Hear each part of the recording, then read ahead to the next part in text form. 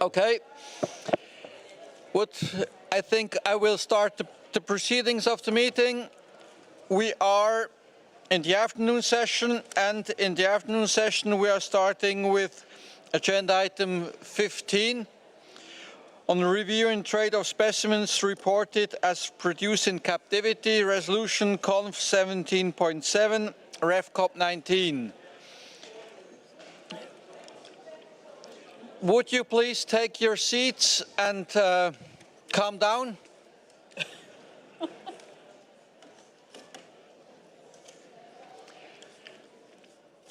Okay, we are turning to document 15.1, overview and update on implementation of the review of trade in animal specimens reported as produced in captivity, and I give the floor to the Secretary to introduce that document.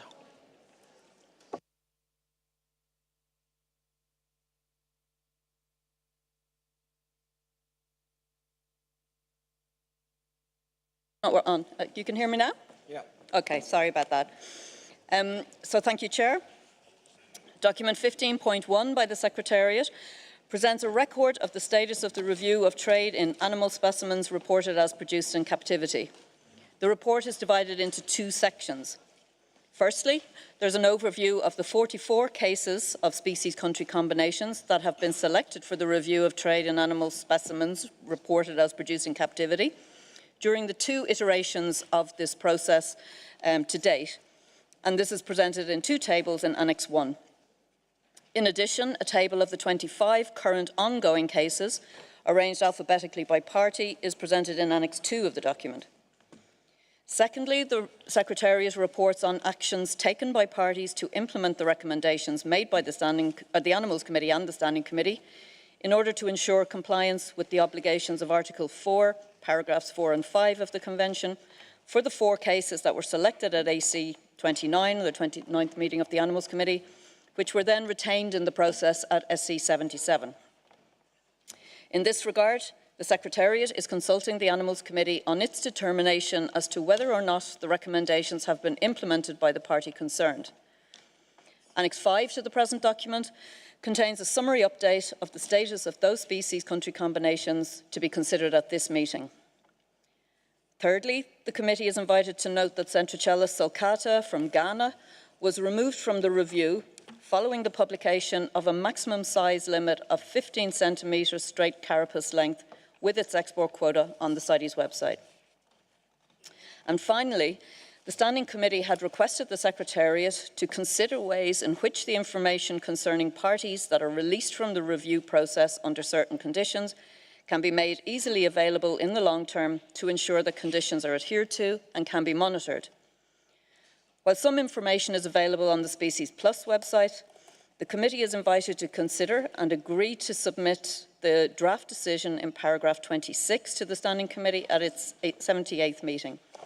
So that draft decision seeks a mandate for the development of a database similar to the tracking and management database that has been developed for the review of significant trade under decision 17.108 Rev COP 19. So thank you, Chair. Thank you, Secretariat. So with this, I open the floor for comments from members of the committee on this document and the cases to be looked at, always reminding that if I don't hear anything, you are in agreement with the proposed way forward by the Secretariat.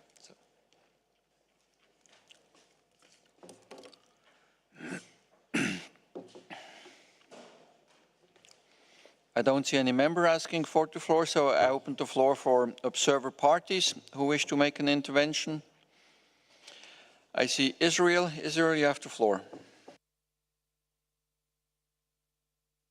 Thank you, Chair. Paragraph 21 of this document lists three cases that would be retained within the review addressing concerns of this committee, and we would like to highlight another combination that appears in the tables which we want to be sure is being followed up on, and that's the case of Testudo kleinmanni, which is a very small tortoise that's in critical condition. One of the major problems that's been confronted is with the taxonomy of this species, because in the IUCN Red List, It lists it as only being extant in Egypt and Libya. But the species occurs in Israel, but it was renamed Testudo werneri for the population that's in the east of the Suez Canal. And for some reason, it doesn't get proper definition under CITES. There is reports in the tables of commercial trade from captivity in Syria and Egypt, and we would like to have this retained, the species Testudo clymeni. Thank you.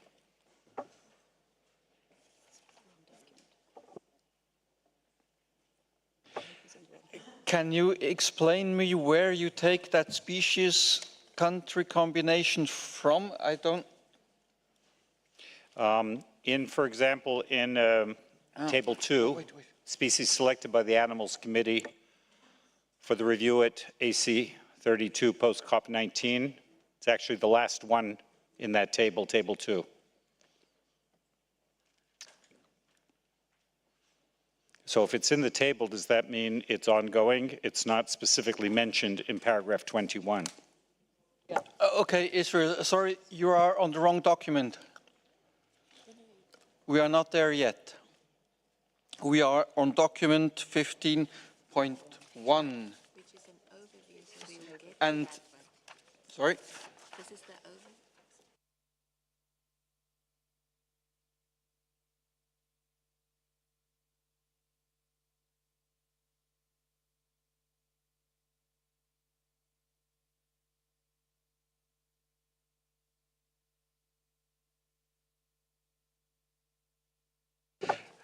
Okay, what you are looking at is that table where it is an overview of the species country combinations, and we will come back on that under 15.2. This is just the overview.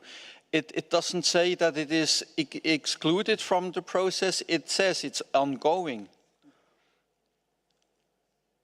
So you will see in 15.2 what is being proposed in relation to that species.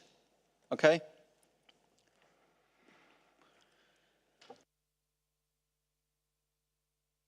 I now see Ecuador. Ecuador, you have the floor.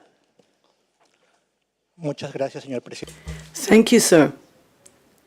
We would like to support recommend F of this document, and we hope we'll be able to work with a database as was suggested at C77.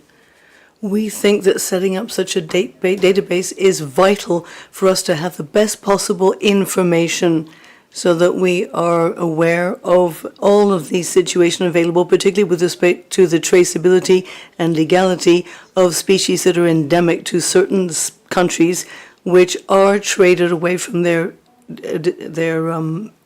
range. Thank you, sir. Thank you, Ecuador, for this support. I see Canada. Canada, you have the floor. Thank you, Chair. And Canada would just like to comment on the recommendation in F as well regarding the draft decision directed to the Secretariat. Just a minor editorial change we would like to suggest to this draft decision, which currently reads, subject to external funding and available Secretariat resources, the Secretariat shall develop, test, and establish. We would like to replace establish with maintain. We don't really see a difference between develop and establish, but we do see that maintain would allow for its continuation. So that would be the change we would propose. Thank you, Chair.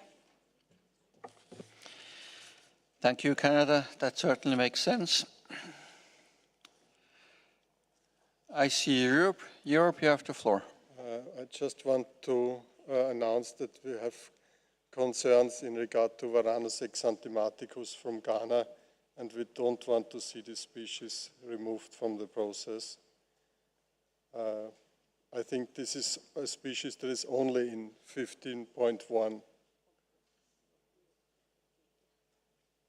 So what are the concerns? The quota of 9,000 specimens is based on undisclosed data, and the conclusions about the harvest effort are not really comprehensible. the methodology of harvesting eggs is not explained in the NDF, and the ecological impact is not considered. Usually, as far as I understand, this might be done by opening termite mounds, and they have a high ecological impact if they are destroyed.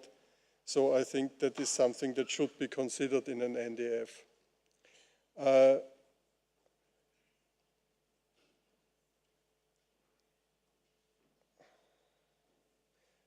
Then the area where the species is collected according to the NDF is not really comprehensible. Or the main issue is that the harvest of 12,000 specimens is considered as conservative without further explanation why this is conservative. I have a longer list here, but I would propose to go into detail in the working group, if that is agreeable.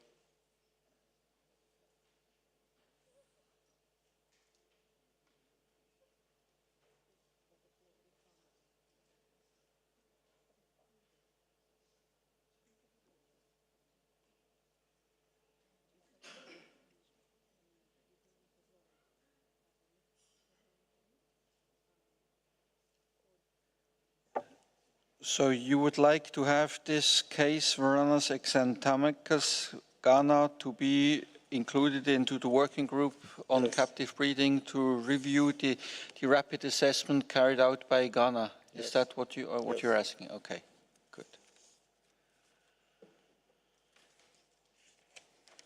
Okay, do I see opposition to that? No, so I think we will in that case include the case, captive breeding case, Varanus exanthamicus and Ghana in the mandate for the working group. We will strike later.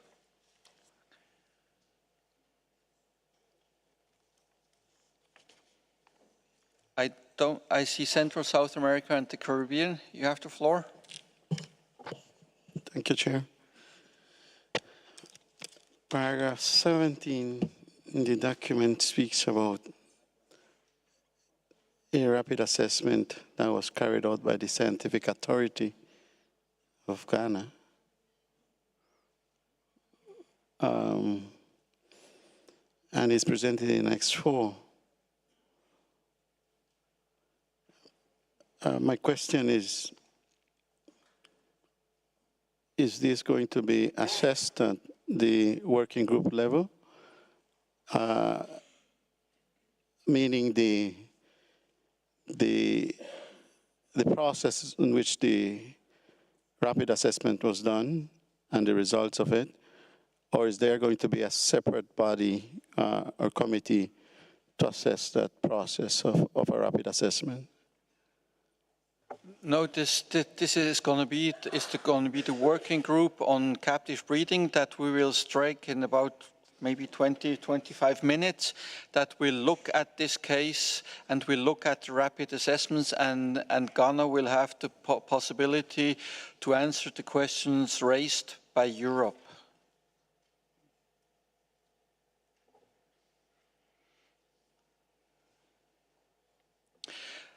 Okay.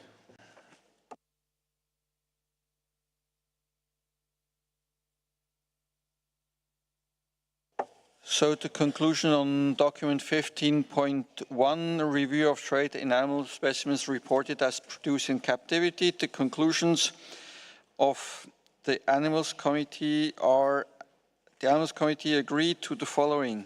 Concerning Centrocalis sulcata from Benin, the committee Roman 1 recommended retraining Centrocalis sulcata from Benin in the review and maintaining its current zero export quota for captive bred specimens of Centrocalis sulcata until such time as it addresses the concerns of the animals and the standing committees. And Roman 2, encouraged Benin to provide an update on the implementation of the recommendations to the Secretariat by 30th September 2024, so that the matter can be considered at the 78th meeting of the Standing Committee. B. Concerning Centrocalis sulcata from Mali, the Committee, Roman 1, recommended retaining Centrocalis sulcata from Mali in the review until such time as it addresses the concerns of the Animals and Standing Committees, and Roman 2, urged Mali to provide an update on the implementation of the recommendations to the Secretariat by 30th September 2024, so that the matter can be considered at the 78th meeting of the Standing Committee. C. Concerning Centrocalis sulcata from Togo, the Committee, Roman 1, recommended retaining Centrocalis sulcata from Togo in the review until it provides evidence of legal acquisition of all breeding stock for all facilities, including information on source of animals used to augment the breeding stock, and Roman 2 encouraged Togo to provide an update on the implementation of the recommendations to the Secretariat by 30th September 2024, so that the matter can be considered at the 78th meeting of the Standing Committee. In relation to Varanus exanthematicus from Ghana, we have to await the results of the working group, so we cannot completely finish this document. Then letter E. The committee noted that Centrocalis sulcata from Ghana was removed from the review following the publication of a maximum size limit of 15 centimeters straight carapace length with its export quota on the CITES website. And the committee agreed under F to submit the draft decision in paragraph 26 as amended to the Standing Committee for consideration at its 78th meeting. So that's the preliminary conclusion. We will have to await the results of the working group in relation to Varanus exanthematicus from Ghana.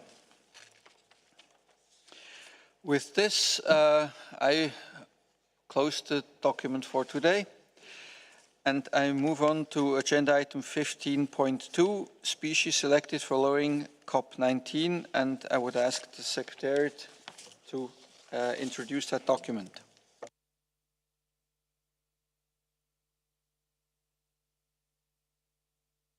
That's on. Can you hear me now? Yes? So thank you, Chair. Document AC33, Doc 15.2 by the Secretariat presents the responses from parties concerned for the 21 species country combinations that were selected for review at the 32nd meeting of the Animals Committee. And these responses can be found in Annex-II to the document.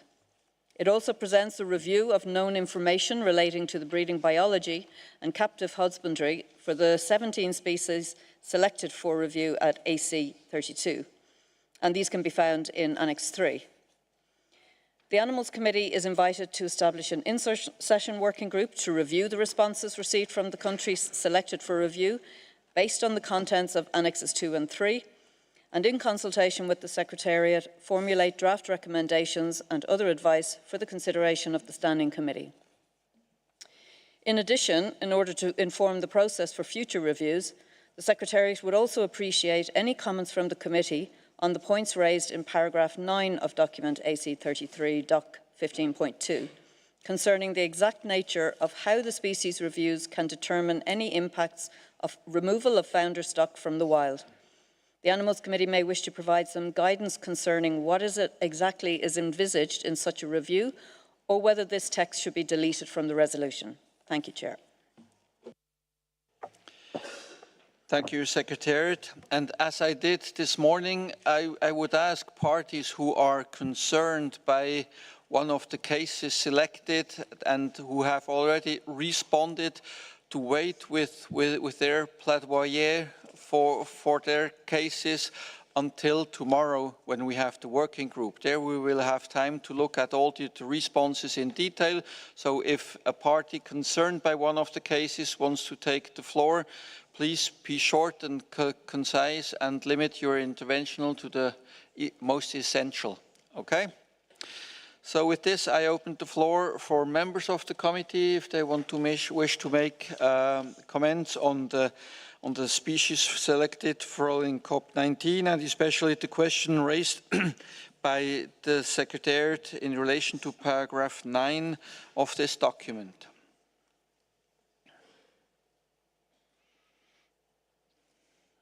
I don't see any. As a Europe, you have asked for the floor. I hope it's paragraph 9, but I'm referring to the question whether the removal of the founder stock from the wild should be considered. And I think it's a clear yes, for the same reasons why we have a review of significant trade.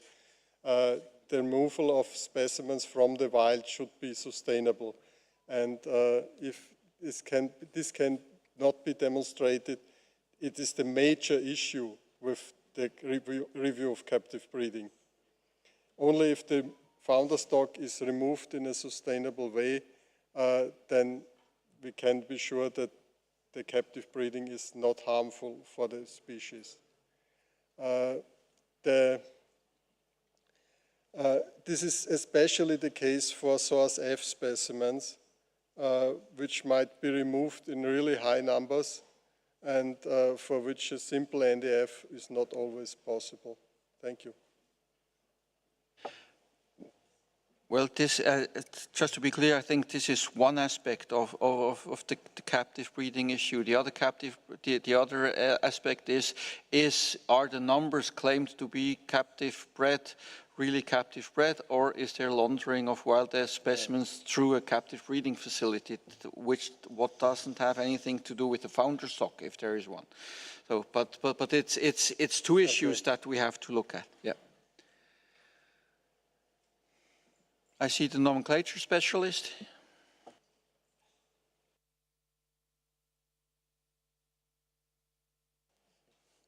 Thank you. Yes, I just wanted to add my support to the points made by Europe. We have come through a lot of these cases where we were concerned about the origin of founder stock for otherwise genuine, legitimate captive breeding facilities. And we wonder if there's some sort of a mechanism where we can more formally encourage parties to make a non-detriment finding for founder stock ahead of, or as part of the evaluation of captive breeding facilities. Thank you. Thank you. You know, it's a rather complicated issue, because if you have a captive breeding facility that was founded 25 years ago and has taken some specimens from the wild at that time, and now we are making an assessment of that breeding facility, how do we assess the 25 years taken from the wild back? So, I mean, it's complicated. That's why also we raised the issue. Huh?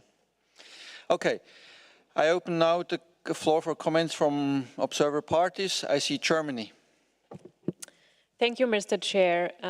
We first of all would like to thank the Secretariat for preparing the document and Species 360 for preparing all the comprehensive reviews in Annex 3 of the document. And we would like to comment on the recommendations on paragraph 9 on how the species reviews can determine any impacts of removal of the founder stock from the wild.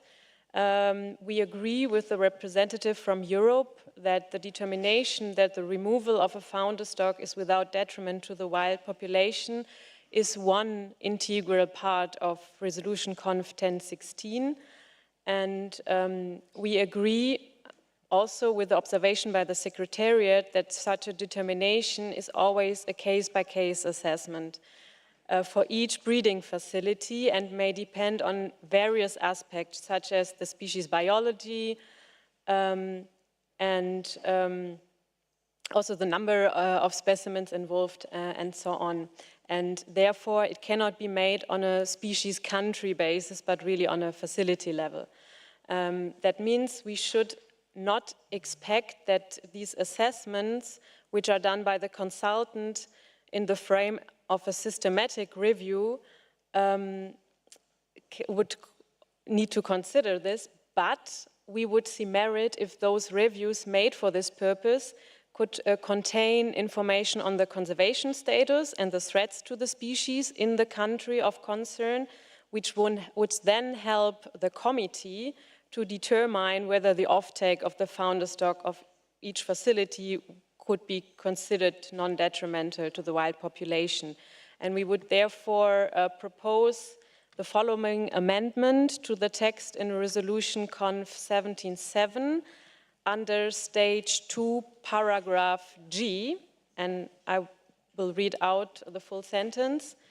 The Secretariat shall also commission, if requested by the Animals Committee, a short review of the species concerned in consultation with relevant countries and specialists to compile and summarize known information relating to the breeding biology and captive husbandry, and now comes the addition, as well as on the conservation status and threats to the species in the respective country to facilitate an assessment of any impacts, if relevant, of removal of the founder stock from the wild. Thank you. I will send it in writing as well. Thank you. Thank you very much. I was just going to suggest that will help us, but I think it absolutely this is a good way forward on that topic, which may clarify who does what. Thank you very much. Any other party wishing to take the floor? Okay, I open the floor for observer organizations. I see WWF, you have the floor. Thank you, Chair. We would like to pick up the points made by the representative for Europe and the nomenclature representative and by Germany. We think it is particularly important, as the representative for Europe said, to look at the effect on the wild population of founder stock for source code, not only for source code F, but cases where source code R is applied.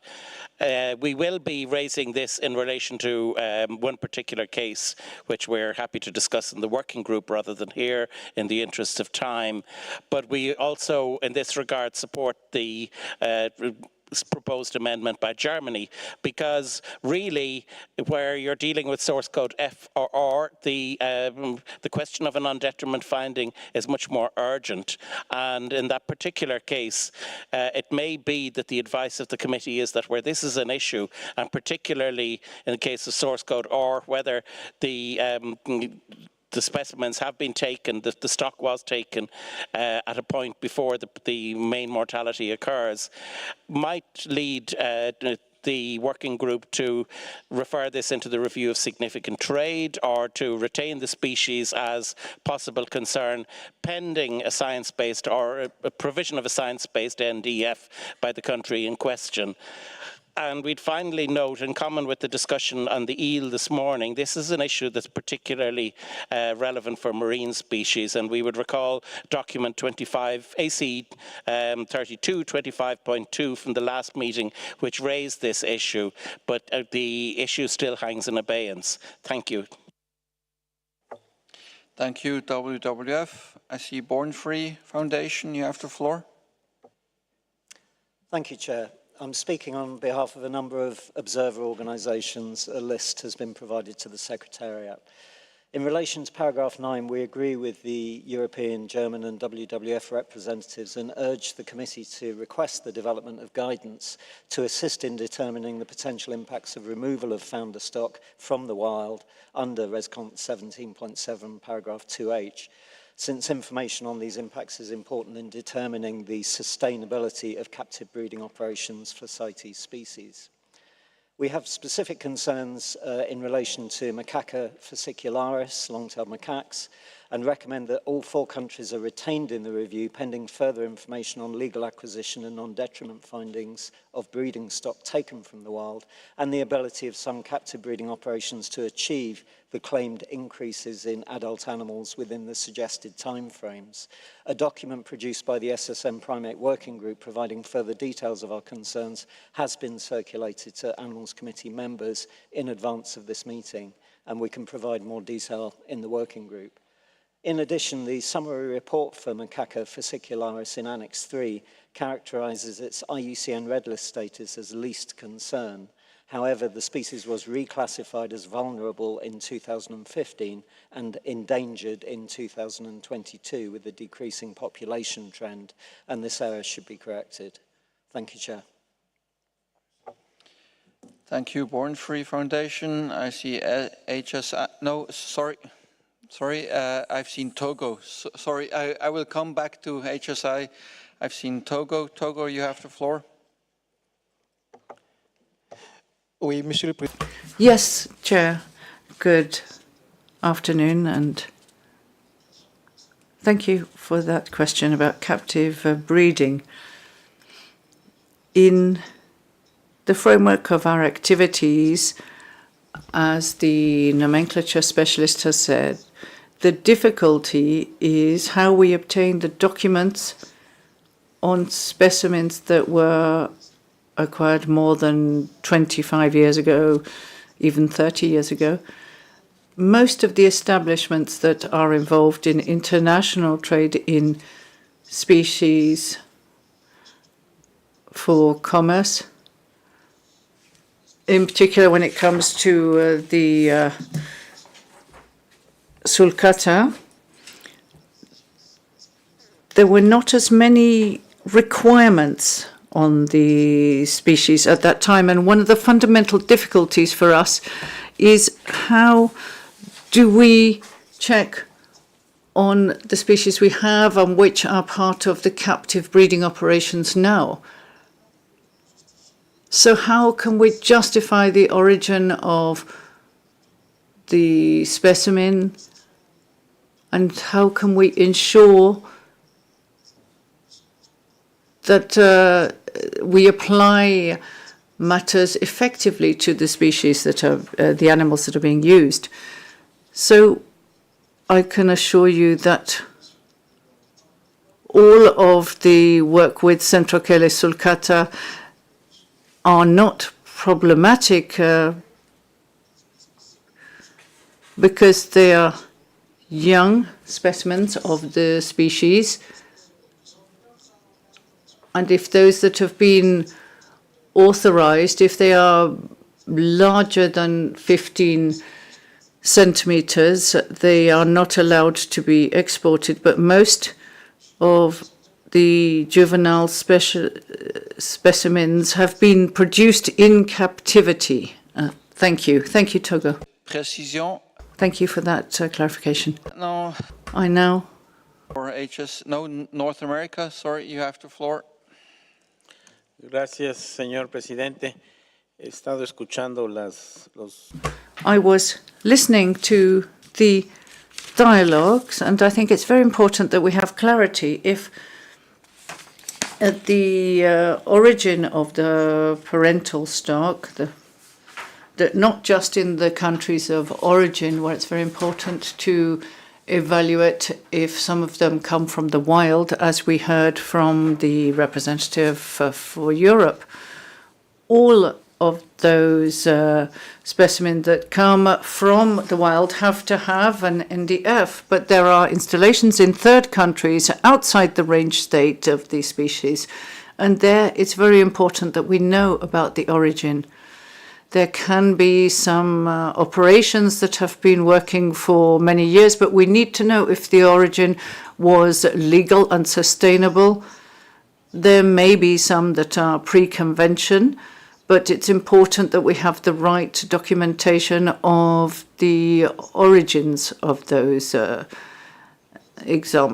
specimens. So we have to think about conservation in situ and ex situ with the range states, and we need to have a balance and to have clarity, bearing in mind the very different situation of third countries to countries of origin. Thank you.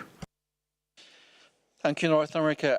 I don't think we need to go into the discussions that are relevant for the Standing Committee, because legal acquisition is more Standing Committee matter, but it's obvious that if you have a founder stock taken from the wild, that offtake should not be detrimental to the survival of the species. That is quite obvious here. Okay.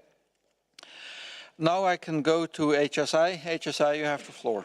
Thank you, Mr. Chair. I appreciate that. We would agree with the comments that have been made thus far by just about everybody, including Born Free and World Wildlife Fund Europe, the nomenclature specialists, et cetera.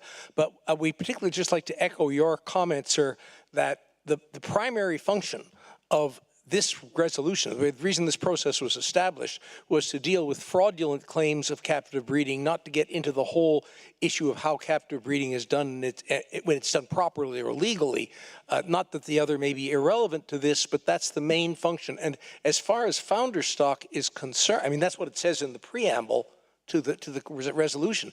As far as founder stock is concerned, I think we may have to draw a distinction here between the legal origin of the founder stock, which was taken, say, 20 years ago, and the continuing removal of species from the wild, or specimens from the wild, to supposedly bolster captive bred populations. In the first case, as you say, that's a Standing Committee matter. That's an issue of whether this was legally done at all. We could recall cases such as the Philippine bird farm, in which that was a major issue for refusing it. It wasn't sustainability, it was legality, which are not the same thing. However, if you have a situation like with the macaques, where specimens may still be removed from the wild now, even if that were done legally, it might be done completely unsustainably. I'm not saying it is done legally, but so I think you have to just keep a clear distinction. I don't think anyone is suggesting you need to make an NDF on specimens that haven't been removed from the wild for 20 years. It's what's going on now that matters. Thank you, Mr. Chair. Thank you very much. I couldn't agree more on that. So I have now the German Herpetological Society. You have the floor. Thank you, Mr. Do you hear me? Yes. Thank you, Mr. Chair. I just want to give another support on behalf of German Herpetological Society. We would like to support the statements made by so many here, by Europe, by the nomenclature specialist, and by Germany.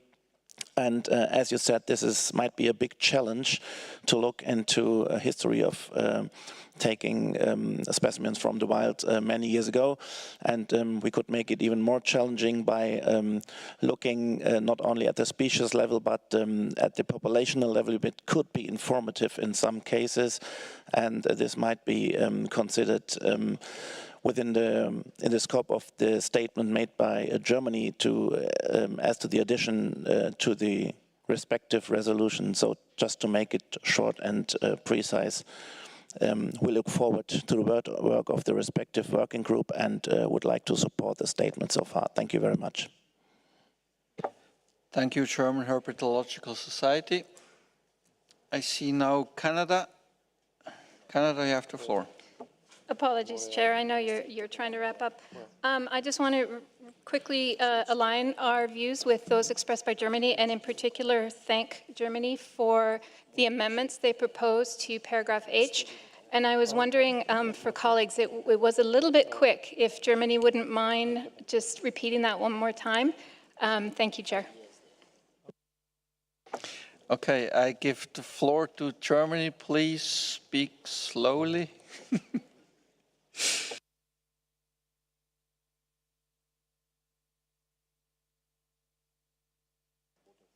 Okay. Okay, I read the sentence very slowly again. The Secretariat shall also commission, if requested by the Animals Committee, a short review of the species concerned in consultation with relevant countries and specialists to compile and summarize known information relating to the breeding biology and captive husbandry, and now comes the new part, as well as on the conservation status and threats to the species in the respective country, to facilitate an assessment of, and now the old text again, any impacts, if relevant, of removal of the founder stock from the wild. Thank you.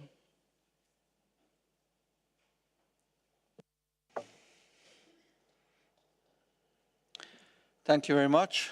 Canada are you? Okay, very good. I see Central, South America and the Caribbean. You have the floor. Thank you, Chair. I agree with the statement in Canada, but I think it's important to look at these impacts of removal founder stocks from the wild to establish some kind of time frame going back. We can't imagine that there's going to be any kind of valuable information 10, 15, 20 years in the past. So what I'm suggesting is that perhaps the Animals Committee recommend that there's a establishment of a time frame back in the founding of these establishments and in the taking of these founder stocks from the wild, just to ensure that as we now move forward, then we should have all of our T's crossed and our I's dotted continuing forward. Thank you, sir. Thank you, Central, South America and the Caribbean. I do think if we ask the Standing Committee to look into this issue, this will certainly be a part of the discussion. I just don't know if we can just have a fixed number of years backwards that this could work, you know, for all species, because there may be species with very rapid generation times, others with very long generation times, so it will be quite challenging to find a common denominator in years, how far back that is feasible or realistic. So I'm afraid we won't get a clear year out of such a discussion, but that this topic be discussed, I think that certainly makes sense, yeah. I see Asia. Asia, you have the floor. Thank you, Chair. In line with your comment, Asia, I think, support your concerns regarding the time frame as well. So what I probably will ask the range state that has the review of that species also can convince the committee that the populations still fine at that time when the parental stock was taken from the wild, as well as probably the update status population of each country who has that species that we review. Thank you, Chair.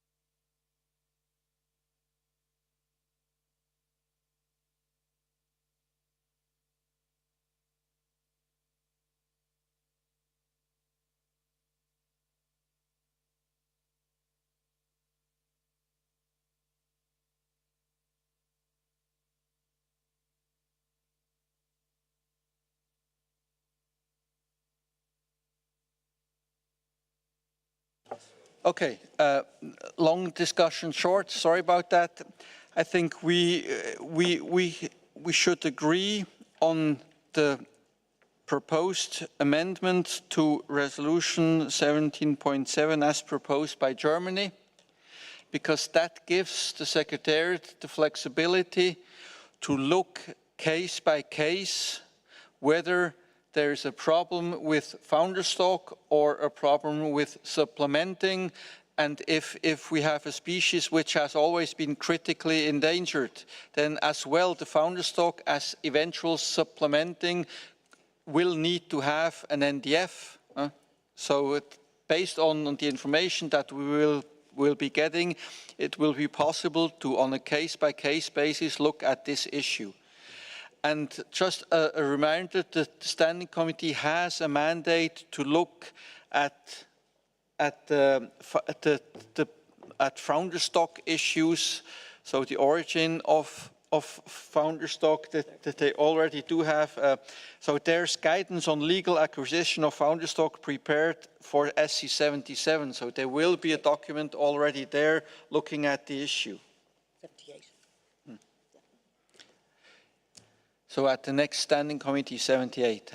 So I don't think we need to go any further than that. So in principle, the committee can agree on the changes proposed by Germany, because that will give us the possibility to look at this issue in future cases.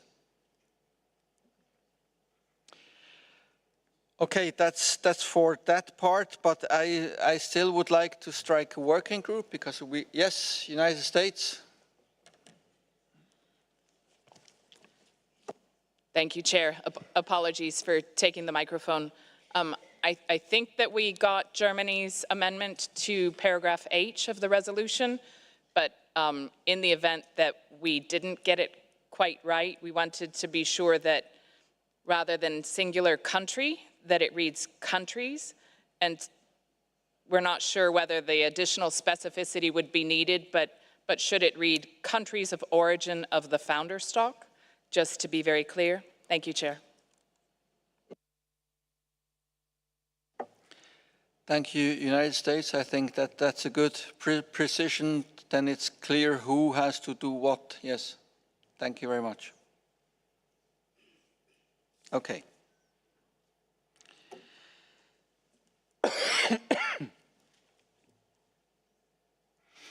I still have two. I have Cambodia who wants to ask for the floor. Cambodia, you have the floor. Thank you, Mr. Chair. Cambodia would like to ask a clarification on a term that use case by case. What that mean? If that should go straight to the, if for the species, it should be systematically, not just case by case. It not for the NDF, especially on the backward time. So thank you. Thank you, Cambodia. The issue, I mean, if you have a founder stock, you always must make sure that the offtake of the founder stock is not threatening the survival of the species. That's in any case, in all cases. But what I said case by case is, if we have chosen country-species combinations, then case by case we will see, based on the information that the analysis will show, whether the offtake of the founder stock may have been a threat to the species in the past, or supplementing the breeding facility now is a threat. So that's what I meant, that we will have to look at it case by case whenever we have made a selection.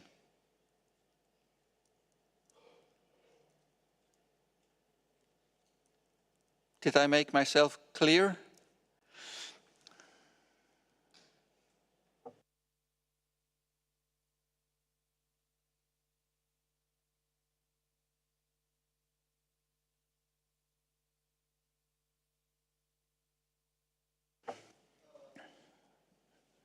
We saying that if that case by case, especially on the backward time, is very challenging. So case by case should be considered at, let's say, as you have been mentioned, is about the reproduction and speed. So, for example, if there is a half-year reproduction cycle or 2-year reproduction cycle or 3-year, so that's why you look at that. Is a time frame is also important for the NDF, and the NDF itself. It should go beyond when you started introduce the idea of the NDF. You know, let's say if you backward to sometime 20 years ago or so, that the NDF is not yet introduced in the CITES discussion. Thank you, sir.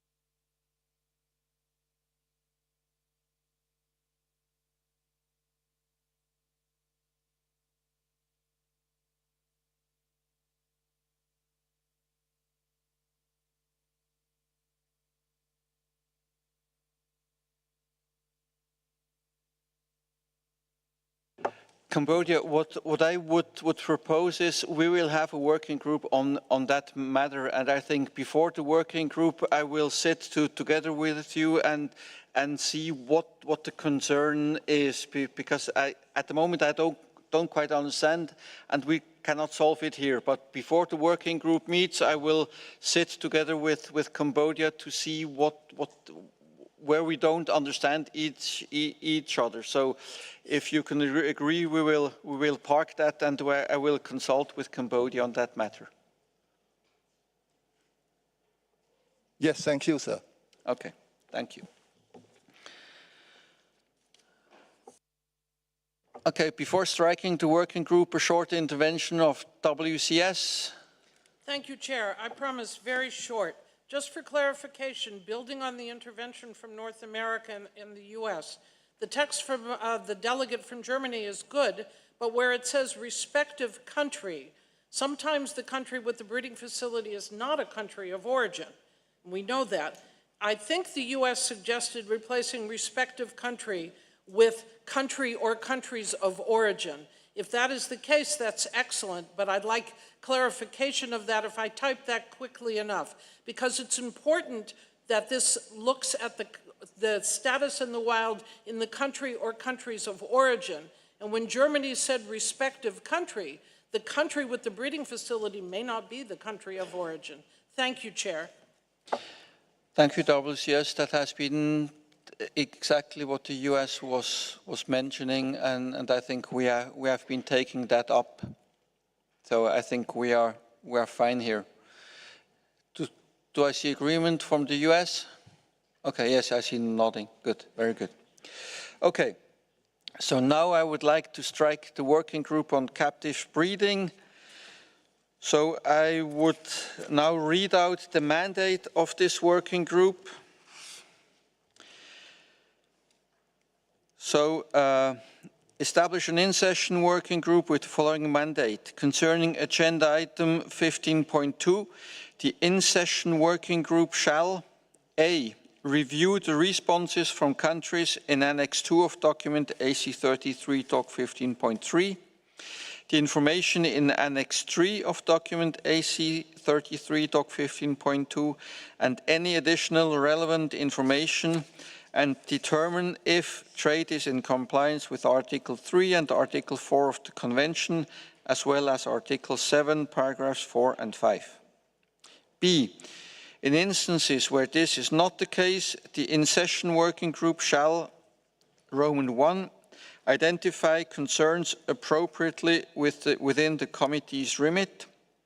Roman 2, in consultation with the Secretariat, formulate draft recommendations directed to the relevant country which are time-bound, feasible, measurable, proportionate, transparent, and aimed at ensuring long-term compliance, which, where appropriate, aim to promote capacity building and enhance the ability of the country to implement relevant provisions of the Convention, and, Roman 3, prepare supporting information for the Standing Committee on these cases. C, identify any concerns that are more appropriately considered by the Standing Committee, and D, report its recommendations to the committee.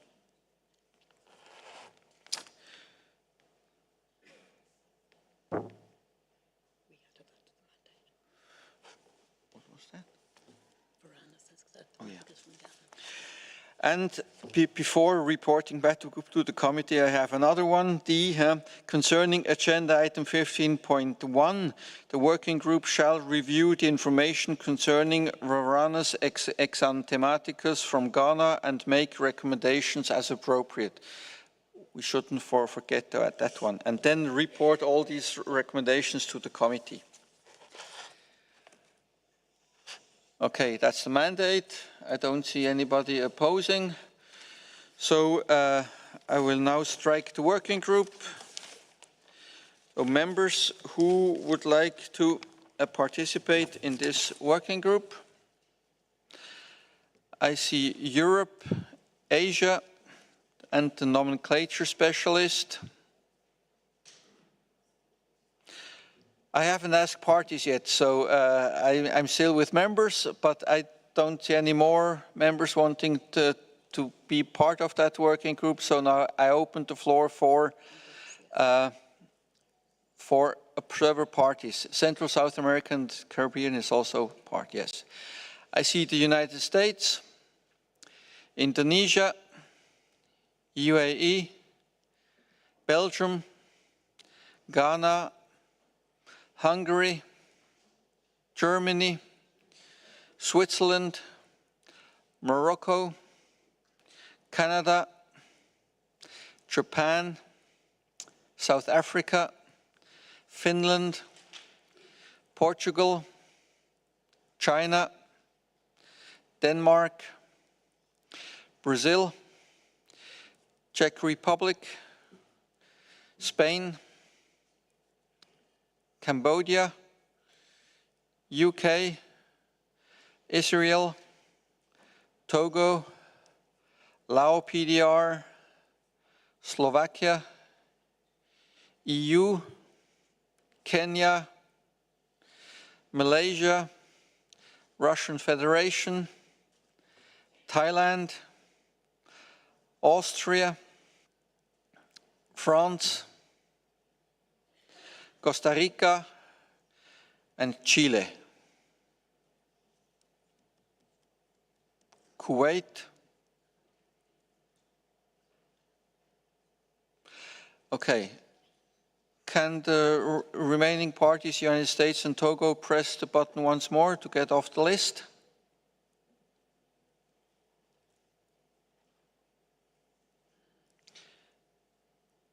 Okay. Now I open the floor for observer organizations. I see EASA, FAO, WCS, ASA, Pet Advocacy, Parrot Breeders South Africa, HSI, FFI, Born Free Foundation, Sustainable Users Network, SSN, Defenders of Wildlife, San Diego Zoo, German Herpetological Society, SWAN, IFF, IUCN, WWF, AWI, ADM Capital, Associación Brasil, CMS, EIA UK, Biomedical Research, ProWildlife, BNA/EV, Ranching, South Africa, Ornamental Fish, Center of Biological Diversity, WASA, European Pet Organization, WDC.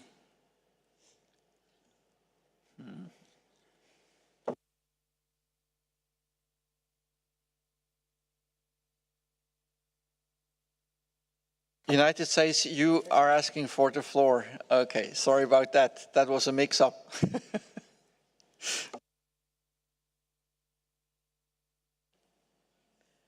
Thank you, Chair. Apologies for taking the mic again. We were just wanting to seek clarification if, in addition to the amendments to stage 2, paragraph H, if the remit of the working group also includes undertaking the task directed in paragraph H. I think it was our understanding that we would also be considering whether to request any short reviews in this meeting. And apologies if I missed it in your terms of reference. Thank you, Chair.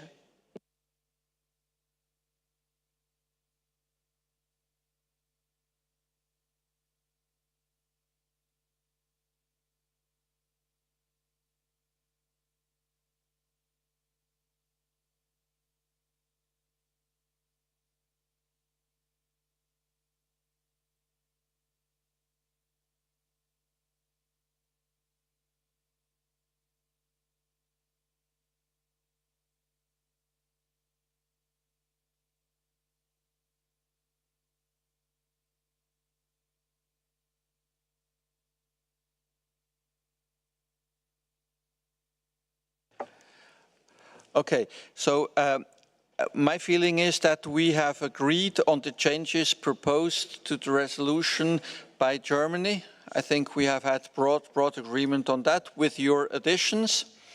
And in relation to those short analyses, they have been done. These are the ones in Annex 3. These are the reviews that we have been asking to be done on those responses from parties.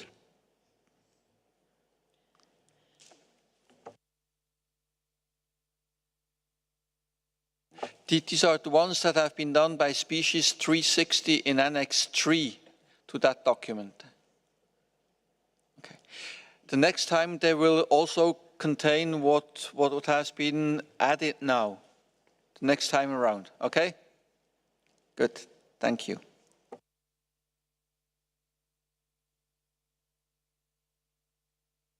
Okay, we do have balance, so I think this working group is going to meet tomorrow morning at 9, and as we do have a very full agenda to go through, I ask you to be on time so that we can quickly start with the work. Okay.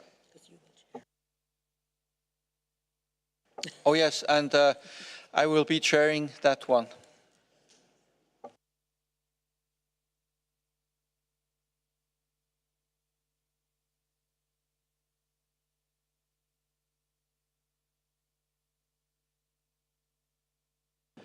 Now we are moving on to agenda item 15.3, review of resolution conf 17.7 on the review of trade in specimen reported as produced in captivity. I give the floor to the Secretariat to introduce that document. Thank you, Chair. Document 15.3 was prepared by the Secretariat in consultation with the Chair of the Animals Committee and UNEP WCMC. It presents a comparative analysis of the objectives and processes outlined in Resolution Conf 17.7, RevCop 19, on the review of trade in animal specimens reported as produced in captivity, and Resolution Conf 12.8, RevCop 18, on the review of significant trade in specimens of Appendix-II species. And this review, or this comparative analysis, was made possible thanks to funding from Switzerland, and the Secretariat thanks Switzerland for that contribution. The results of the comparative analysis are presented in the annexes to the document. Annex 1 aims to highlight key similarities and differences in the two resolutions in terms of objectives and processes, including the criteria and methods used to select species, and issues relating to drafting of recommendations directed to range states. Annex 2 contains, for reference, a table of the species selected for the review of animal specimens reported as produced in captivity at AC 29 and again at AC 32. The comparative analysis is summarised in paragraphs 4 to 14, and it identifies several issues that require or may require additional consideration, including how to treat source codes R for ranched and F for born in captivity, also exceptional cases, short and long-term recommendations, timelines and deadlines, compliance and determination of whether recommendations are met, and also differences in the selection criteria used in both processes.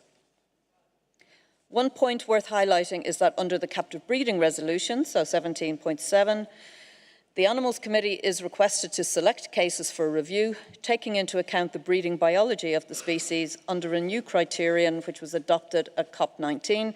This is criterion 7, which is specimens produced as captive produced, source codes C, D, and F, where the species are known to be difficult to breed in captivity. However, as we were just talking about in the last document, currently, under paragraph 2H of the resolution, the Secretariat shall also commission, if requested by the Animals Committee, a short review of the species concerned in consultation with the relevant countries and specialists to compile and summarise known information relating to the breeding biology and captive husbandry and any impacts, if relevant, of removal of founder stock from the wild. While we note that we have just amended this text, it does seem to be duplicative. However, at the present moment, we are not reasonably comprehensive data on what is considered difficult to breed is only available for reptiles and amphibians. And so it seems premature to consider any changes to the resolution to address this at this time. The Secretariat does, however, propose a minor amendment to paragraph 2D of Resolution Conf 17.7 Rev Cop 19 to amend an incorrect reference to a paragraph in Resolution Conf 12.8 Rev Cop 18. So in summary, the comparative analysis demonstrates that while the two resolutions appear to be similar, the two processes are quite different in terms of their scope, purpose, and methodologies. In addition, experience with the captive breeding review process is relatively limited. We are only on our second iteration of this resolution. And therefore, it is the Secretariat's view that there is no need to submit substantial recommendations on streamlining the resolutions to the 20th meeting of the Conference of the Parties at this stage. However, should the Animals Committee wish to continue with the process, the committee could consider proposing draft decisions to COP20, and draft decisions in this regard are presented in paragraph 19. So the Animals Committee is invited to agree to propose this small amendment to paragraph 2D of Resolution Conf 17.7 to consider whether it wishes to continue with the process, and if so, to consider those draft decisions in paragraph 19, and then to agree that decisions 19.63 and 19.64 have been implemented and can be proposed for deletion at COP20. Thank you, Chair. Thank you, Secretary. Just a short, it's the decision contained in paragraph 20 that you have to look at. Sorry. Just a small typo. So I give the floor to the members of the committee on this matter.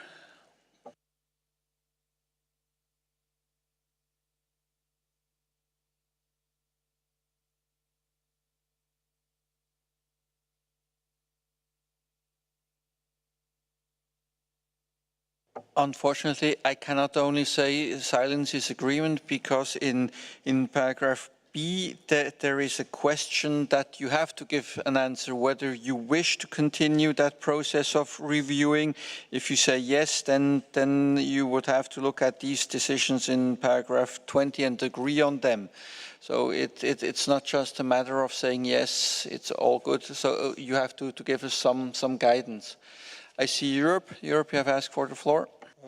Not with a strong opinion, but a document AC 33 15.3 shows some potential for improvements in the resolution 70.7 already. And I think both possibilities would be acceptable, to wait till we have more to improve or to start it right away. Considering the workload that the Secretariat and the Animals Committee and everyone has, it might be better to wait till we have more substantial improvements and then do it in one process. But that's a weak opinion, I can confess. Thank you. Thank you, Europe. Oceania, you have the floor. Thank you, Chair. Yes, I support the recommended change there in 20A, that there is no paragraph 1D in the Res Conf 12.8, so it is just a simple clerical correction. So yeah, it seems a shame that we're going to have to open it at COP, but for that small change. But yes, it's certainly necessary.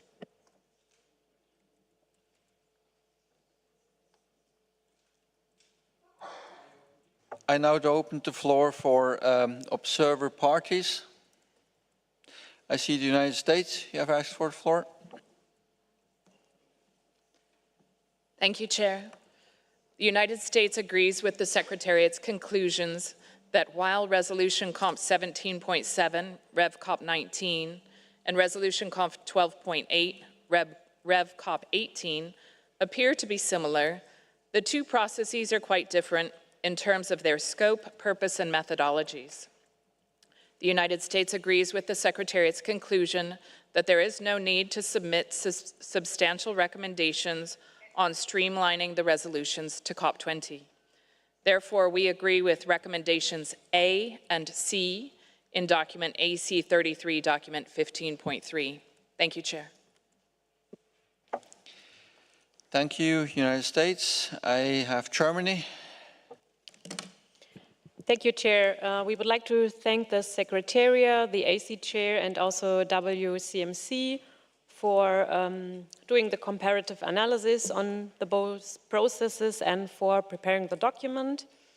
We also agree to recommendations A and C, like the US, and we would like to share some consideration on recommendation B. Regarding paragraph 9, on the proposal to submit scientific-related recommendations directly to the range states after the AC meeting, and only the remaining recommendations after the next standing committee to save time, we would be rather hesitant, as it, in our view, makes the entire process more complex and confusing, and we would like to keep the process as it is in that respect.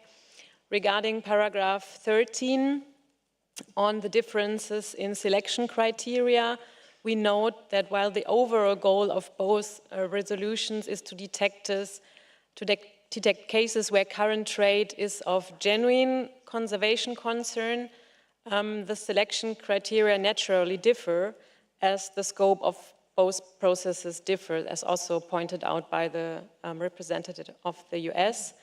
And yeah, while the RST selection criteria are genuinely and exclusively of scientific nature, this is not true for the captive breeding review, as it also includes criteria on compliance measures such as inconsistencies between source codes or incorrect application. However, in order to assess species against these criteria and to identify cases of conservation relevance, scientific expertise, such as on the specific biology of a species, is needed, and therefore we think that the AC should not refer some of the criteria directly and exclusively to the standing committee, and so also keep the process as it is here.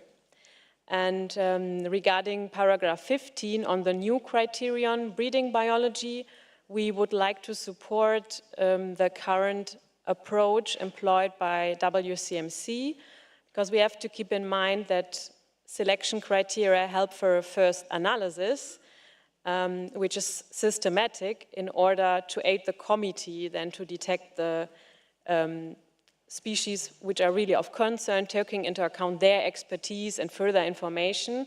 So they are not intended to be a comprehensive assessment, and therefore we deem the methodology employed by WCMC to be reasonable and proportionate for this purpose. We would just have one small suggestion for the next round, for the next iteration, and so we propose that instead of the criterion not known to be kept in captivity, we would suggest that the criterion would be that there are no records of breeding in captivity. So not to exchange keeping with breeding, because I think this makes some difference.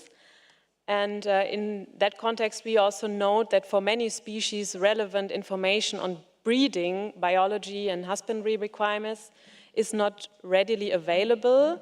And in that respect, we would like to inform the meeting that we are working on species-specific fact sheets for newly listed reptile and amphibian species since COP17 in order to make such information readily available.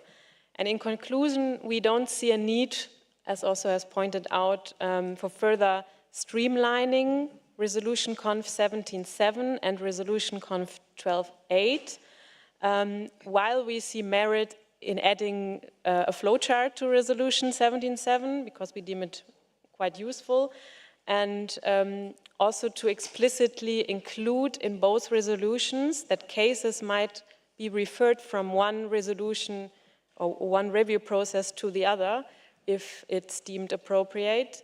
But we don't see the necessity of significant changes at the moment, and so we don't see a need to have now a dedicated process for further reviewing both resolutions. Thank you. Thank you, Germany.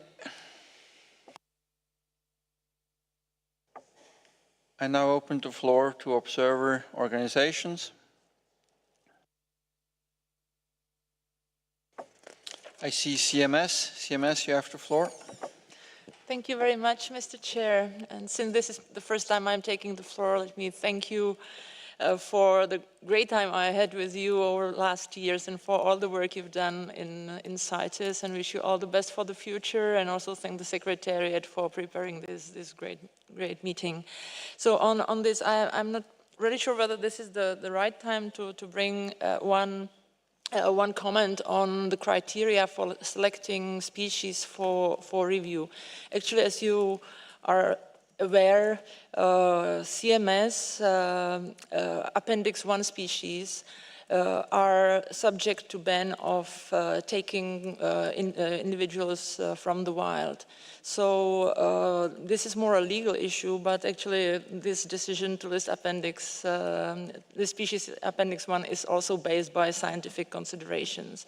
So when selecting species for review of captive breeding under CITES, possibly the species listed in Appendix-I of CMS should be highlighted, because there is hardly any captive breeding that can sustain without any addition of wild specimens. So whenever there is Appendix-I CMS species listed, it should be double-checked whether this provision is followed. So that could be achieved through adding a line into the Resolution 17.7, requesting a WCMC when putting together the species list to also add listing in CMS Appendix-I as a criterion, or elsewhere in the resolution as we would find it useful. Thank you very much. Thank you, CMS. I have North America asking for the floor.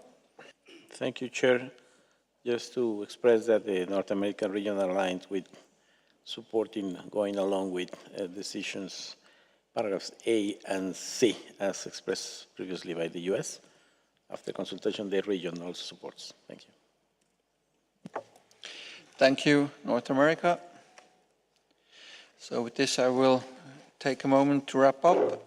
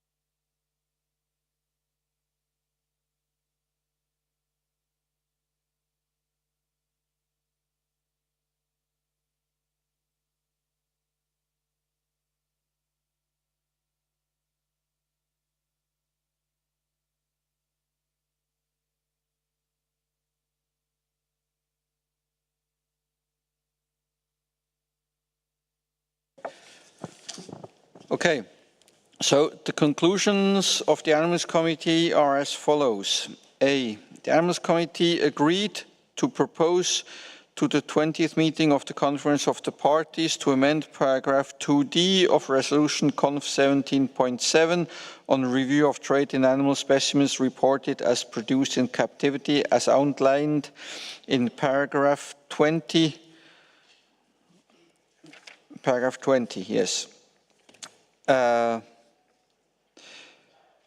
Agree that the decisions 19.6.3 and 19.6.4 have been implemented and can be proposed for deletion at COP20. The Animals Committee also takes note of the comments in plenary and invites the Secretariat to take them into consideration in its report to the Standing Committee 78.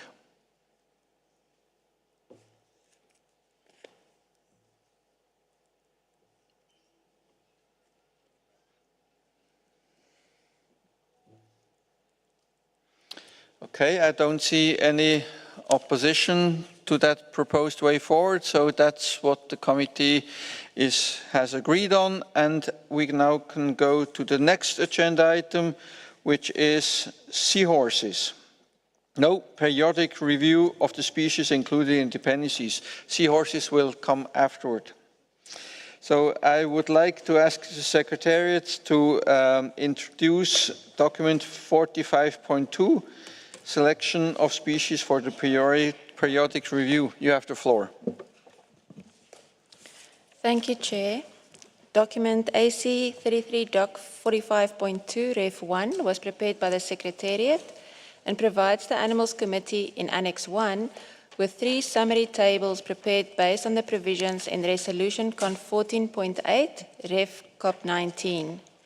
The review of significant trade, or RST, post-COP19 summary output is contained in document AC32, doc 14.2, and was considered at AC32 in terms of the RST process.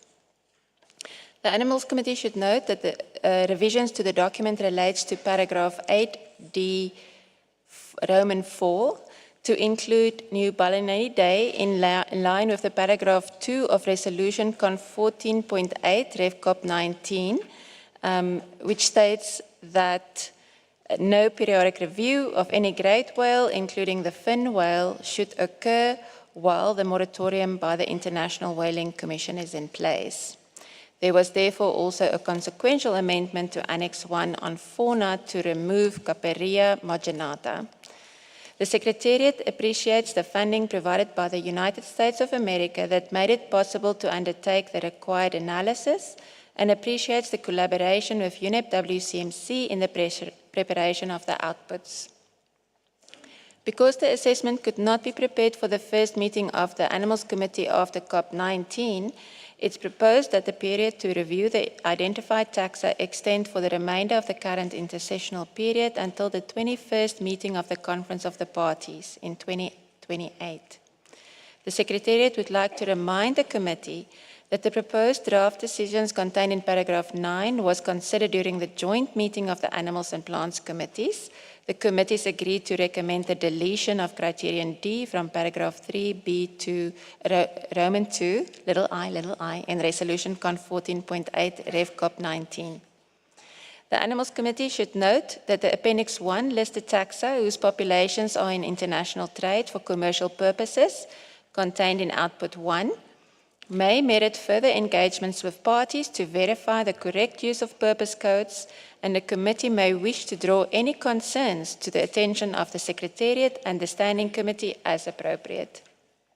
The Animals Committee is invited to establish a schedule for the periodic review of the appendices and, based on the outputs in Annex 1, identify a list of animal taxa to review during the next intersessional period until COP21. Thank you, Chair. Thank you, Secretariat. So I open the floor for comments from members.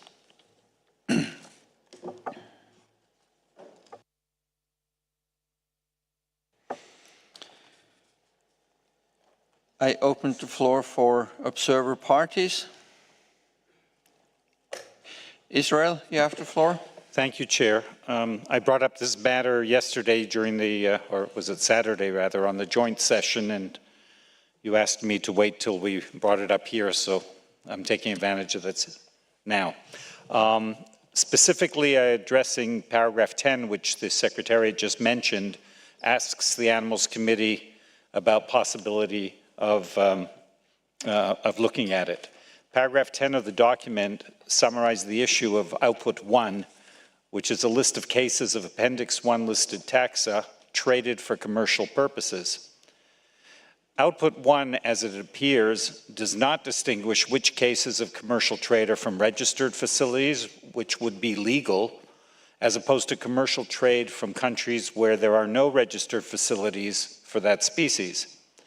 And cases like that would be contrary to the provisions of the Article 3 of the Convention and to the resolutions, which state that parties shall restrict imports for primarily commercial purposes of captive bred specimens to those produced by operation included in the Secretariat's register.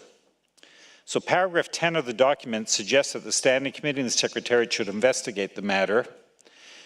If there is a working group that will go into this issue of the periodic review, we can present this at the working group, and it could be added to the mandate of the working group if the chair agrees. If there will not be a working group, then we will propose here some draft language, what we would suggest to the Animals Committee to do. Thank you, Chair. Thank you, Israel. We will have to have a working group because there's quite some work to do, mainly establish a schedule for the periodic review and also review, select or propose species for review. So I think we will be having a working group for sure, so you will be able to propose it there, Israel. I see Japan. Thank you, Chair. And Japan has a comment on Table 3 in Annex 1 of the document. And on page 4 of Annex 1, in the second line from the bottom of Table 3, it is indicated that Japan imported 10 tusks of the Mediterranean monk seal from Canada with purpose called T.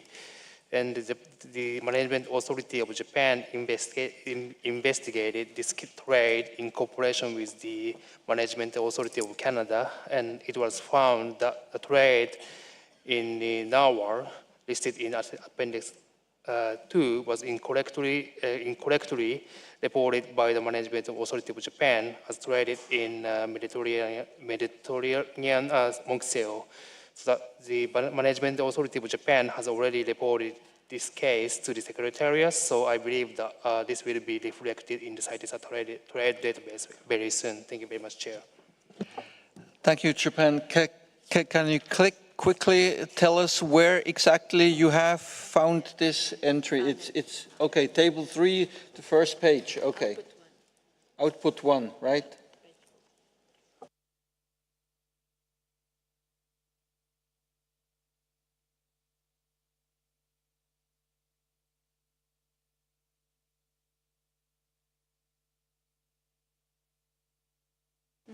I open the floor for observer organizations, if they want to take the floor on the periodic review.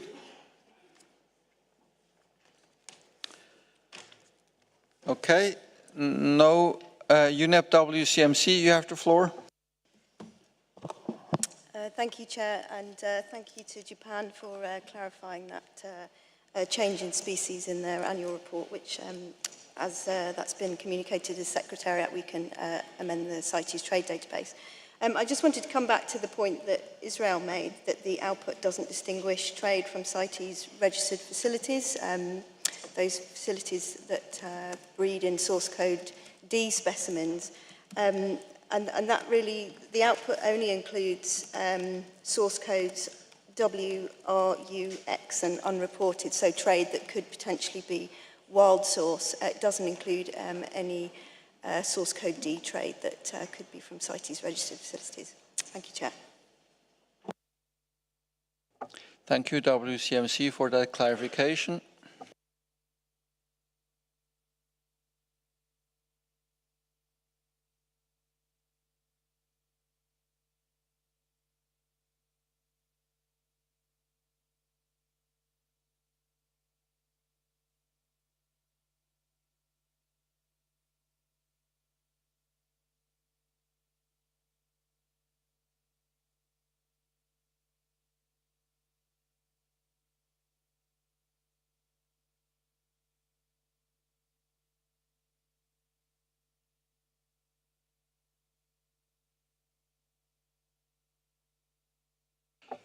Okay, with this I would like to strike the working group on periodic review with the following mandate, and I will come to Israel when you want to include another task. I will just read out now what we have so far. So the in-session working group shall A, establish a schedule for the periodic review of the appendices. B, based on outputs in Annex 1, identify a list of animal taxa to review during the next intersession period until COP21. And C, report its recommendations to the Animals Committee. Now, Israel, what additional mandate would you want to give to that working group?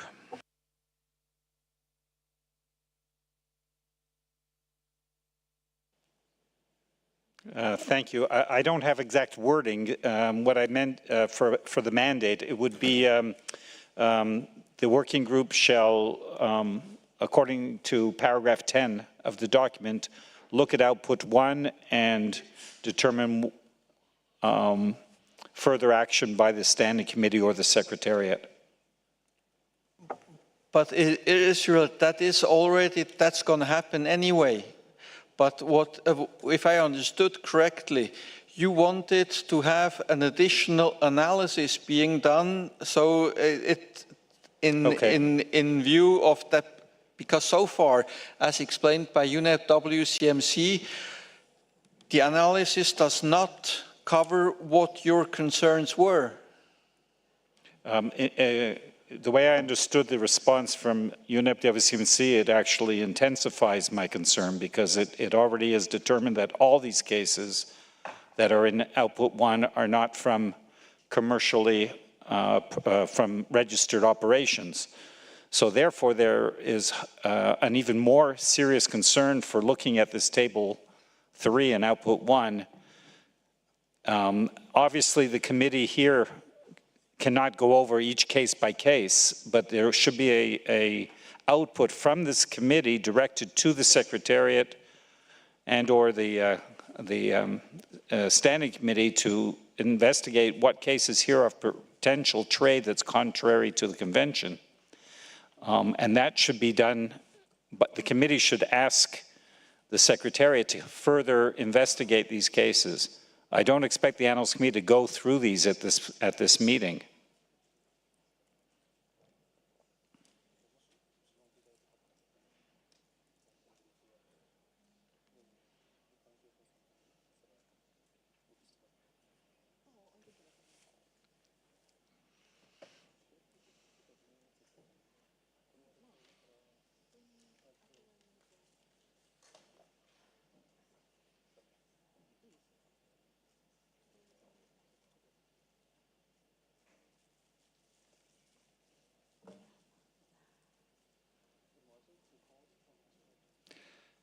Chair, I have a possible wording that might make it short and sweet. You know, I mean, we already do have a process where the Secretariat looks at this output, and in relation to these Appendix-I cases, they will investigate with the parties and will report to the Standing Committee on that matter. So this is already taken care of in the sense that if there are concerns, the Secretariat will report them to the Standing Committee. I don't think we as an Animals Committee have to do that in addition because it's already being done in the normal process of the Secretariat's work. Chair, do I have the floor? Can I have the floor to respond? Okay, thank you, Chair. This was a report that was presented to Animals Committee, so Animals Committee has to have some sort of reaction to it. The reaction can be very short. The reaction could be, the mandate of this working group is to prepare a request to the Secretary specifically concerning the cases in Output 1 of this annex. And as you said, there is a process, but there are pages and pages of cases here that need to be addressed. And the Animals Committee, which received this document, should have some reaction to it, as was written in paragraph 10 of the document.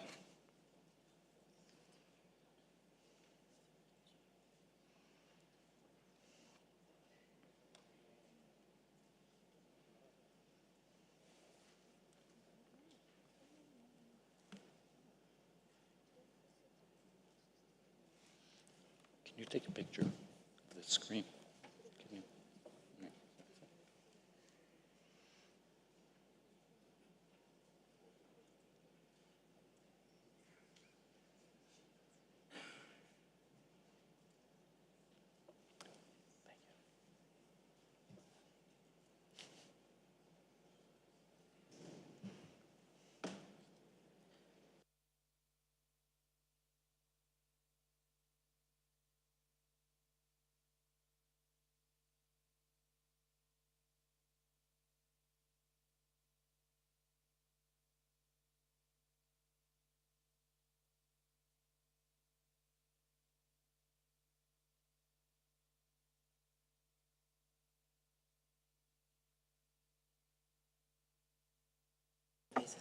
I would ask the Secretariat to clarify what exactly we are doing, and the Secretariat is also doing, to make it clear that everything is covered as much as I understood. Secretariat, you have the floor. Thank you, Chair, and thank you, Israel, for raising this. And I think it is important to maybe give this clarification, which we will give again during the working group session, because I think it's important.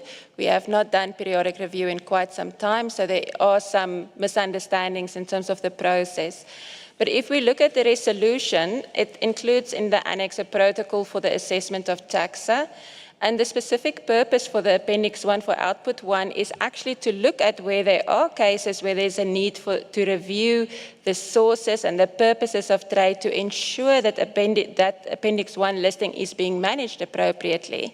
So I was hoping that maybe North America region will reflect on the process we had in the Plants Committee, but the working group will look at Output 1 and have a discussion relating to the list of species included there, and where feasible, resolve issues, but we acknowledge there won't be enough time. And so the Secretariat will be provided with a list of species from Output 1 where we need to consult the countries involved to confirm that they are implementing the provisions relating to Appendix 1. And if the response is not satisfactory, that will be brought to the attention of the Standing Committee. So this process is, I think, is clear in the workflow or the protocol in the annex to the resolution, and that is the process that we will follow. So in the mandate where we say review the outputs in the Annex 1, that is how we propose for review. The review for those Output 1 species would probably be then that the Secretariat engage the countries to get the clarification required. So I hope that gives the clarity that was needed. Thank you. Thank you very much. To me, at least, it sounds clear. So I do think that the concerns will be looked at in the working group with the mandate as it is now. Okay, so now I would like to strike that working group.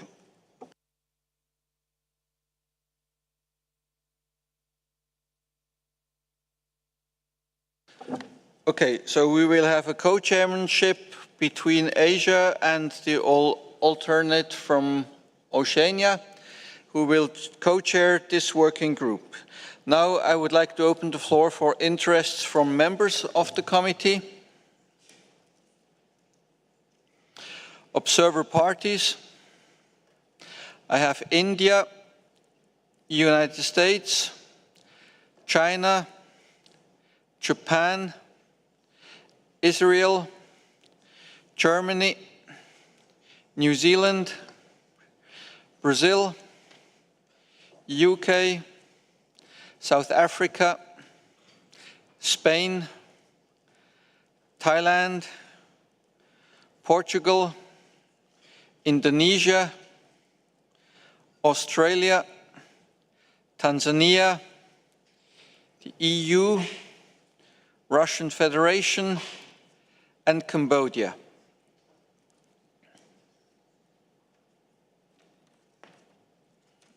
Did I say Mexico? Mexico, okay, good. And I've had Thailand, yeah, good. Okay, can Thailand press a second time to get off the list, please?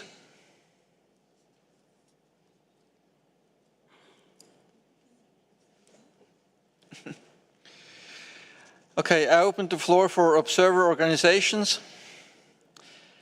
Parrot Breeders Association South Africa, SUCO, SA, EASA, SSN, IUCN, UNEP WCMC, AWI, BNA/EV, Ranching SA, South Africa probably, Sustainable Users Network, WDC, German Herpetological Society, SWAN, EBCD, and IFF.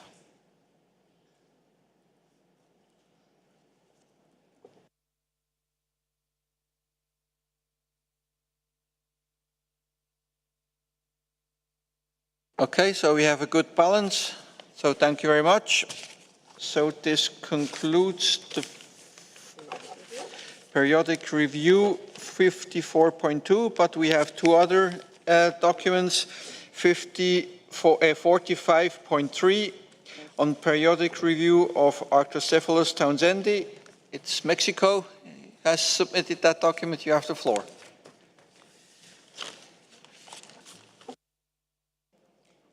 Gracias, señor presidente.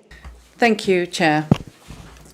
Mexico is presenting the review of Arctocephalus townsendi, which was submitted to the 29th meeting of the Animals Committee in response to notification and the species included after COP17. This commitment was announced in response to the notification 2017-069, and Mexico compiled up-to-date information on the biological specimens of the species, the status, the use, management and protection, and consulted the United States and Latin America states where the species is there. The Guadalupe fur seal can be found in Mexico, the United States, and some in the south of Canada, although we only know of reproductive colonies in Mexico. The population is currently estimated at between 34 and 44,000 individuals and is increasing.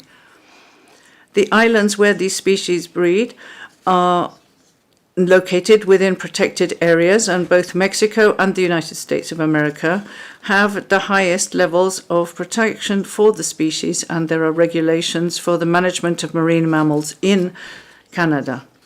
The current threats are not related to direct use, domestic or international trade of the species. The Guadalupe fur seal is the only species of the genus in Appendix-I. The others are listed in Appendix-II. International trade has been almost non-existent since its listing in 1975, and the species does not meet the biological requirements and criteria for Appendix-I as set out in Annex 1 of Resolution Conf 9.24, and in accordance with the precautionary measures A1 and A2 of Annex 4 of the same resolution. So Mexico recommends that the Guadalupe fur seal, Arctocephalus townsendi, be transferred to Appendix 2. Thank you. Thank you very much, Mexico, for the preparation of this very comprehensive document. So thank you very much. I open the floor for comments from members of the committee on that document, an appreciation of that document. I see Europe. Europe, you have the floor. I congratulate Mexico to the successful protection of the Guadalupe fur seal, and want to support the listing in Appendix 2. And I also want to thank Mexico for the active role it plays in the review of appendices, as this is a process that is as valuable as for the functionality of CITES as submitting listing proposals, but unfortunately receives usually much less attention. Thank you. Thank you, Europe, and I totally agree with your appreciation of the whole situation of the periodic review, and it should be supported much more. So I open the floor to North America. North America, you have the floor. Thank you, Mr. Chair. The North American region supports the conclusion from the periodic review of the Guadalupe fur seal, Arctocephalus townsendi. There is evidence that the population of the species is recovering and expanding. Its main threats do not relate to international or national trade, and the registered international trade is low and mainly for scientific purposes. Canada, Mexico, and the United States also have solid legal frameworks for the protection and management of all marine mammals. The recommendation will be consistent with the precautionary measures of Annex 4 to Resolution 924. And the North America region invites the Animals Committee to support its conclusions. The conclusions to recommend transferring the species from Appendix-I to Appendix-II. Thank you, Mr. Chair. Thank you, North America. I now open the floor to observer countries, parties, to take the floor. And observer organizations. I see IWMC, you have the floor. Merci, Monsieur le Président. Thank you, Chair. We, of course, support the proposal made on this subject, but I simply wanted to ask for some clarification that the proposal indicates that following the transfer, the Arctocephalus spp genus will be listed without annotations. And if the proposal is accepted, those would be removed. Thank you. Thank you, IWMC. The Secretariat is checking your question.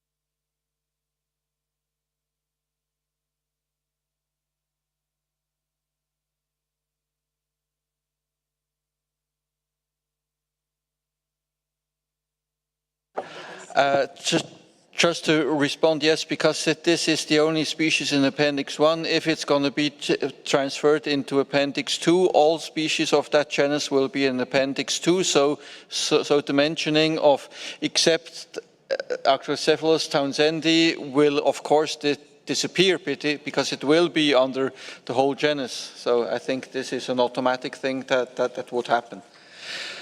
Okay, so I think with this, the Animals Committee thanks Mexico for the submission of this document and agrees with its conclusion contained in that document to transfer the species from Appendix-I to Appendix-II. So the next document is 45.4, the periodic review of Monachus tropicalis. It's also Mexico. You have the floor again. Gracias, señor presidente. Thank you, sir. Mexico is now proposing a proposal on the Caribbean monk seal. This species was selected at AC25 in 2011 as part of the review of the appendices. In 2014, the United States made a proposal at AC17, a recommendation that this extinct species be deleted from Appendix-I, and that was supported by the committee. In 2023, Mexico offered to take over this matter in order to finalize the process. The Caribbean monk seal is currently considered to be extinct. It was last seen in 1952 after an intensive search. It is to be found in the Caribbean Sea and the Gulf of Mexico, but it was disappeared. The threat to other species of the genus are not related to direct threat or national or international trade. Trade was low in this species, and it was largely for scientific purposes. And all the specimens that we have are considered to be pre-convention. Trade in lookalike species is also low. Most of the range state have measures in order to protect marine mammals. The Caribbean monk seal does not meet the biological criteria of Annex 1 of 924 Rev Cop 17, or the precautionary measures for species considered to be extinct of Annex 4D of that same resolution, required for it to be kept in the appendix. We therefore suggest that this delete species be deleted from the appendix. Thank you. Thank you, Mexico. Again, so I would open the floor for comments from members of the committee.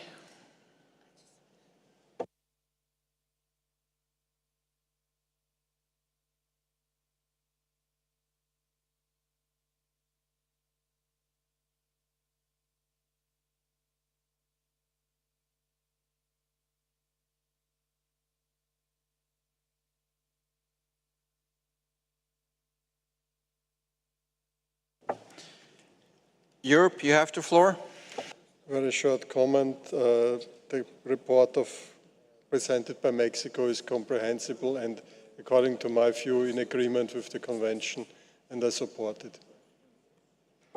Thank you, Europe. Nomenclature specialist.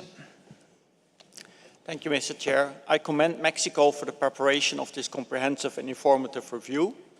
I will observe that document 45.4 on Monachus tropicalis does not dwell on taxonomy or synonyms. However, this species may be affected by a possible nomenclatural split of the genus listing Monachus spp in Appendix 1, which is under consideration in document 48 on nomenclature at this meeting. This possible nomenclatural split would mean that the genus, which currently contains 3 species, would be split into the genus Monachus for the species tropicalis, the Caribbean monk seal that we're talking about, and the species townsendi, which is the Hawaiian monk seal, leaving just the Mediterranean monk seal Monachus in the redefined genus Monachus.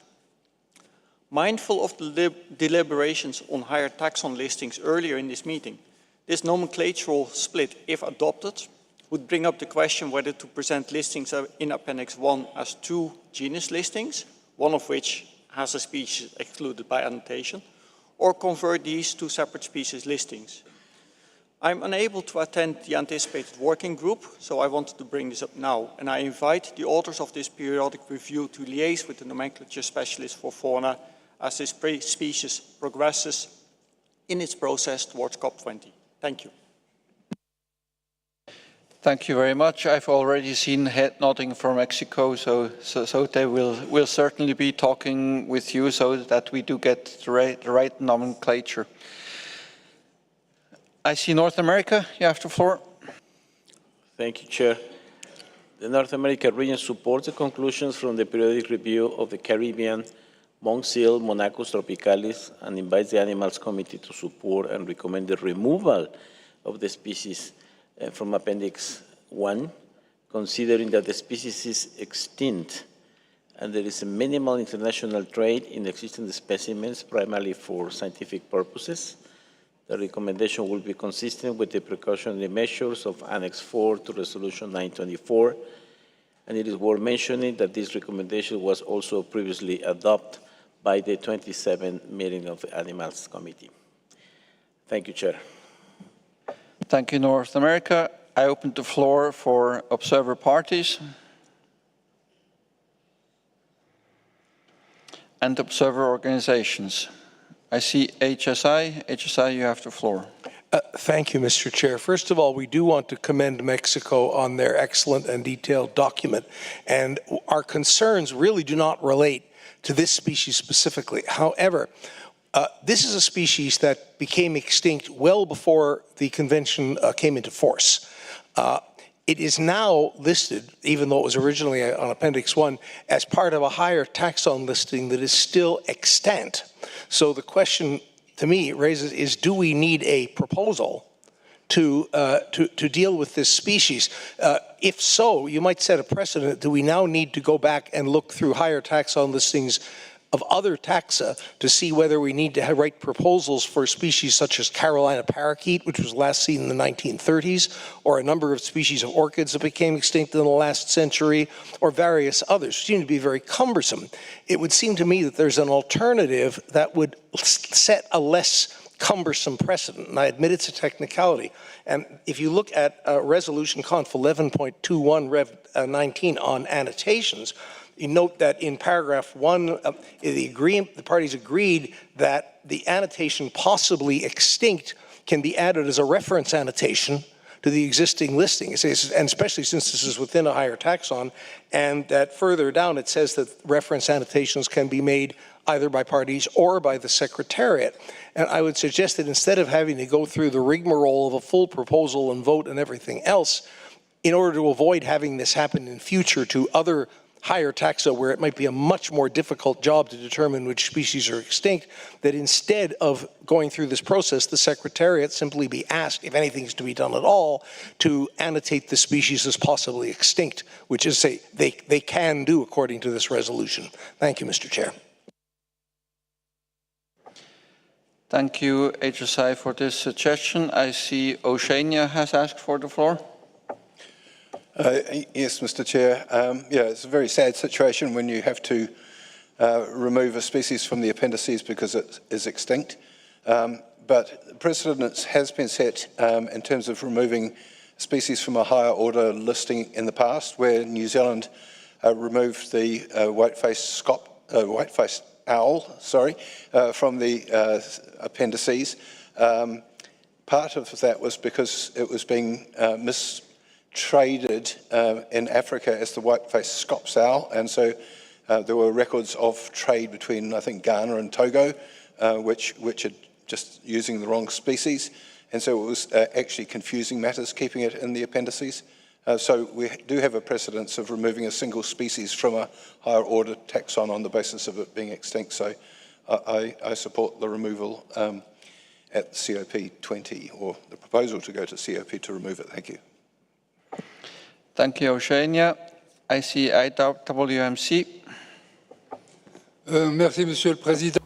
Thank you, sir. Sorry to be coming back, but this is really picking up on what I said earlier. We have to be careful. Is this species covered by the convention or not? The genus is, and I think we're probably going to have to give some thought about what appendix listings should be in a case like this one, and there may be other cases involved as well. We want to avoid setting a precedent. I would tend to agree with the organization that spoke earlier on this, that is HSI. Thank you.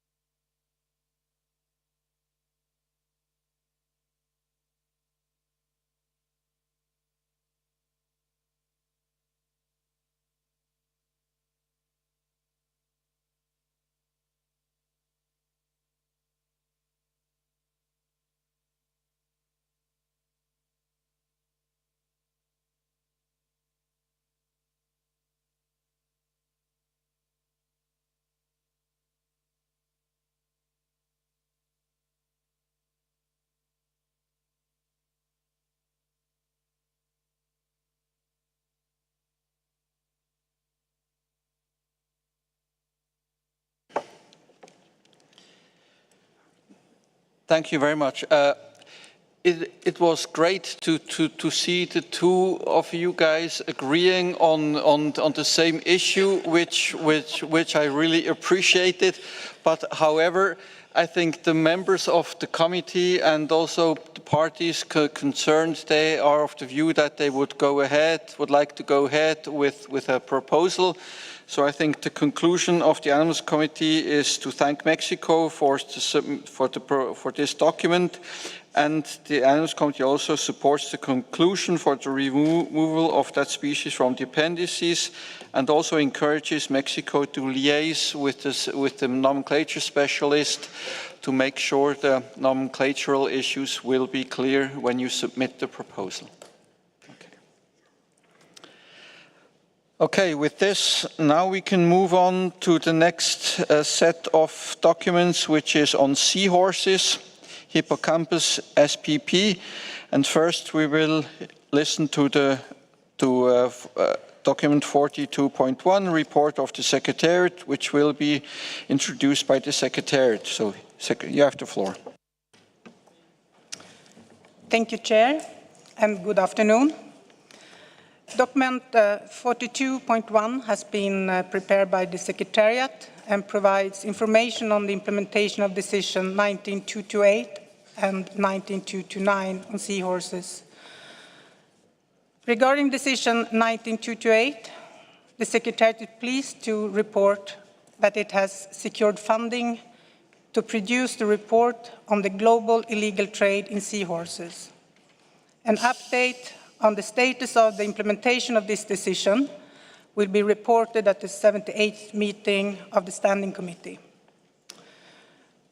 Regarding implementation of Decision 19229, the Secretariat issued notification to the parties number 2024/027, inviting parties to report on their efforts related to the development and implementation of national and regional action plans to improve CITES implementation for seahorses.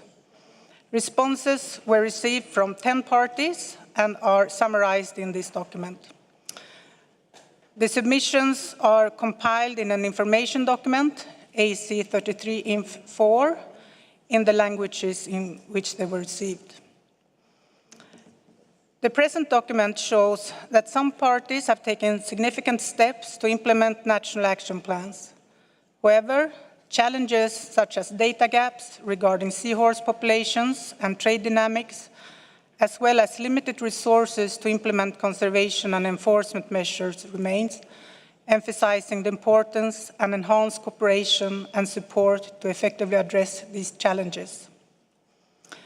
The responses from parties to the notification will be taken also into consideration in the implementation of Decision 19228, paragraph A, as it relates to illegal trade. In paragraph 52 of the present document, the committee is invited to note the document and the information provided by parties in the responses to the notification. Thank you, Chair.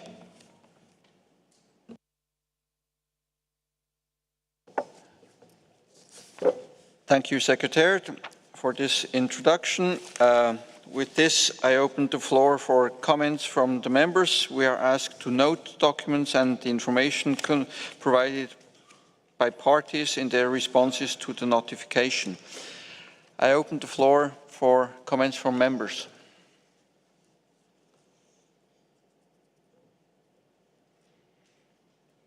I don't see any, so I open the floor for comments from observer parties. I see Mexico. You have the floor. Gracias, señor presidente. Thank you, sir. I shall be brief. Mexico's response to the notification, which is in Inf 4 on page 13, we indicate that only one part of what we report has to do with effective seizures. We therefore require to have the paragraph 18 figure on page 4 of the working document amended. So 5,995 be altered to 4,946. in order to show the correct number of seized specimens. Thank you, sir.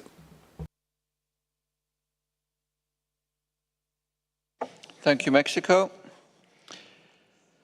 I don't see any other party asking for the floor, so I open the floor for observer organizations. I see IUCN. IUCN, you have the floor. Thank you, Chair. The IUCN Seahorse, Pipefish, and Sea Dragon Specialist Group would like to congratulate parties on the notable progress made in developing national plans of action to advance CITES implementation for seahorses.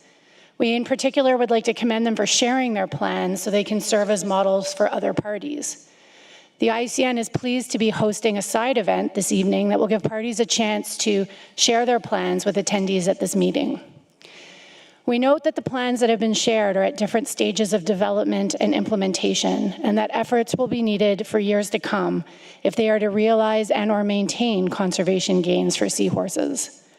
As such, we recommend the Animals Committee propose the renewal of Decision 19.229, which encourages parties to develop national or regional plans of action for seahorses for consideration at COP20. Renewing this decision would encourage continued progress towards meaningful implementation of plans that are under development and encourage additional parties to follow suit. Thank you. Thank you, IUCN.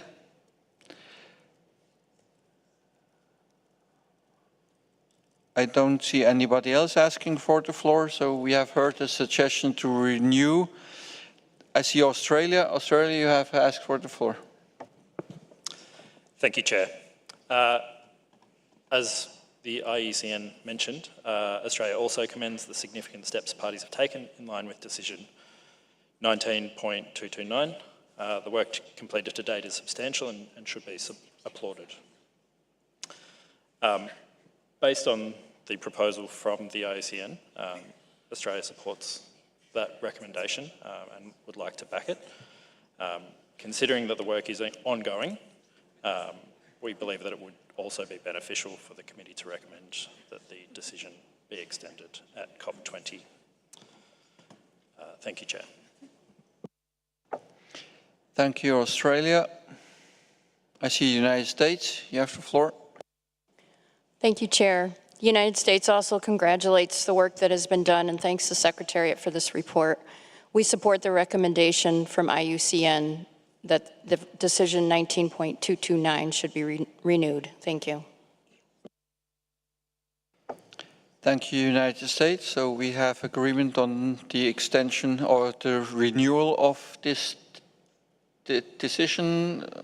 Members, I see nodding, so I think this is supported also by the members. I don't see anybody else asking for the floor, so the conclusion is from the Animals Committee to note the document and to propose the renewal of Decision 19.229. And also, we noted also the amendment as made by Mexico in the table of seizures.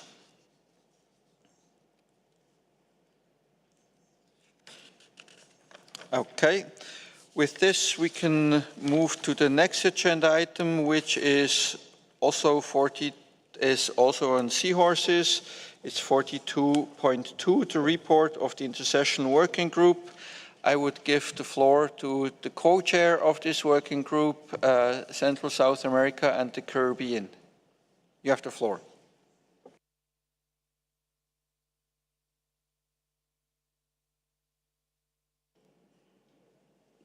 Gracias, señor presidente. Yo me voy a referir.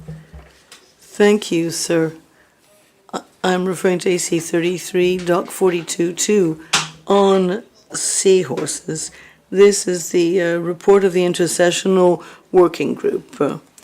At COP19, the COP adopted decisions 19.228 to 19.232 on seahorses. And these included decision 19.228, which says that the Animals Committee should, in consultation with the species experts, analyze and review the results of any activities under decisions 19, 228 and 229 and the report produced under decision 18, 229, para C2 and other relevant information. Develop recommendations to the parties, the Secretariat and relevant stakeholders as appropriate to ensure sustainable and legal international trade in seahorses. To consider recommending seahorses as a case study in the second International Expert Workshop on NDFs and report on the implementation of the present decision to the Standing Committee as appropriate. The AC set up an intersessional working group which had the mandate to consider the situation looking at AC Doc 38.1 Rev 1, taking into account the issues raised in paragraphs 8 and 9 of that document and the recommendation of the expert workshop contained in document AC 32 Doc 38.2, and produce a consolidated set of recommendations for consideration by AC at its 33rd meeting.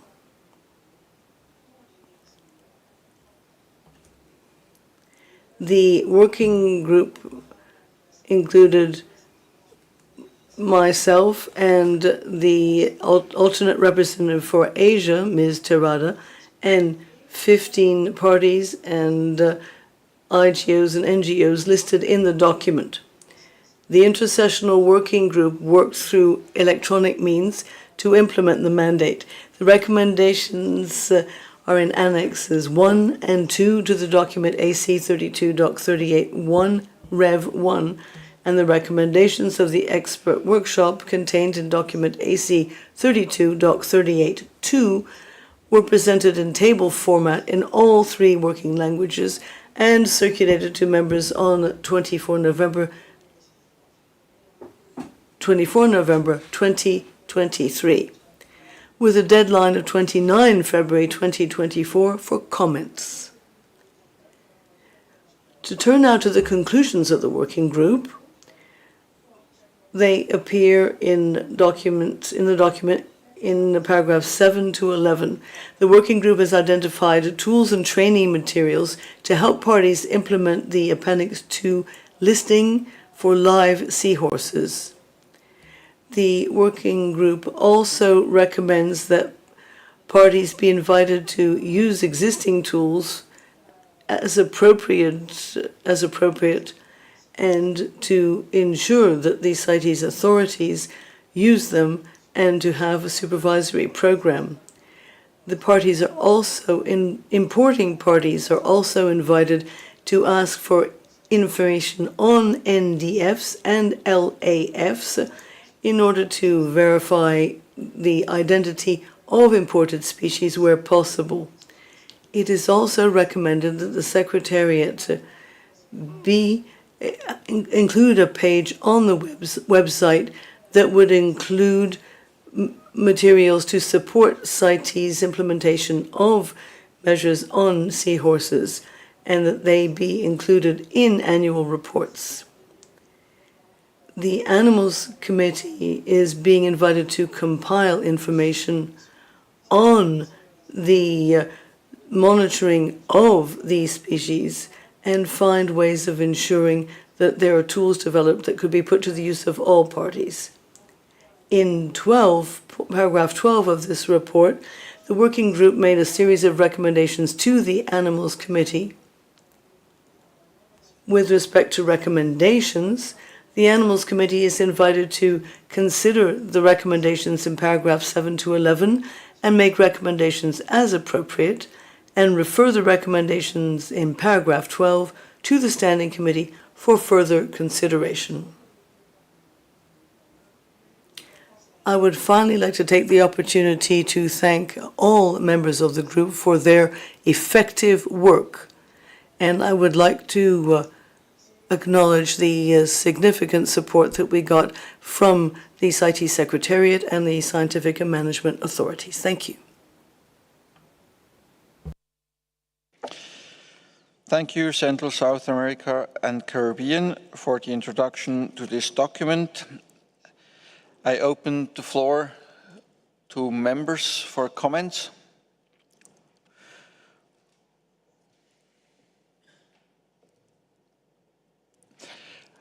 I open the floor for observer parties for any comments.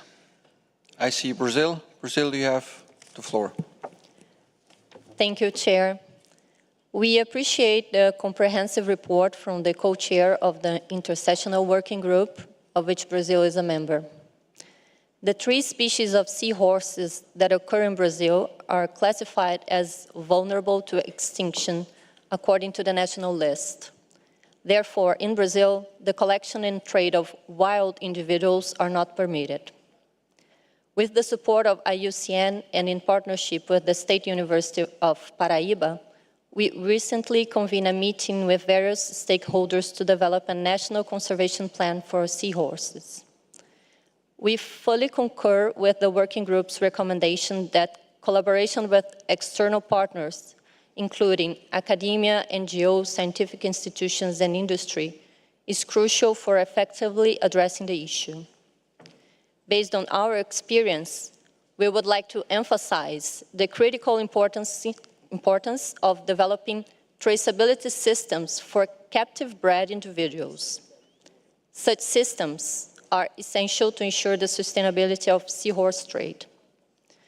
In conclusion, we express our support for the recommendations outlined in the document. Thank you. Thank you, Brazil. I now give the floor to Japan. Japan, you have the floor. Thank you, Chair. And Japan would like to express its appreciation to the Chair of the working group for the preparation of the document and also all the works in the working group. And Japan generally supports the recommendations in the paragraph 13 of the document.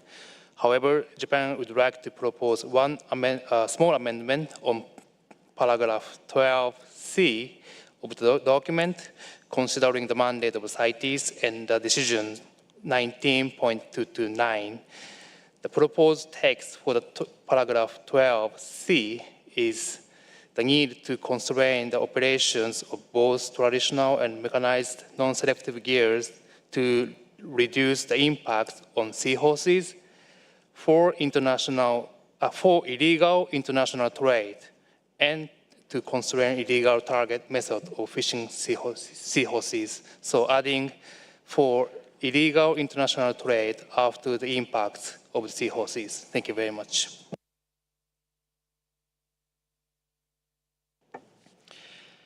Thank you, Japan. I don't see any other party wishing to take the floor, so I open the floor for observer organizations.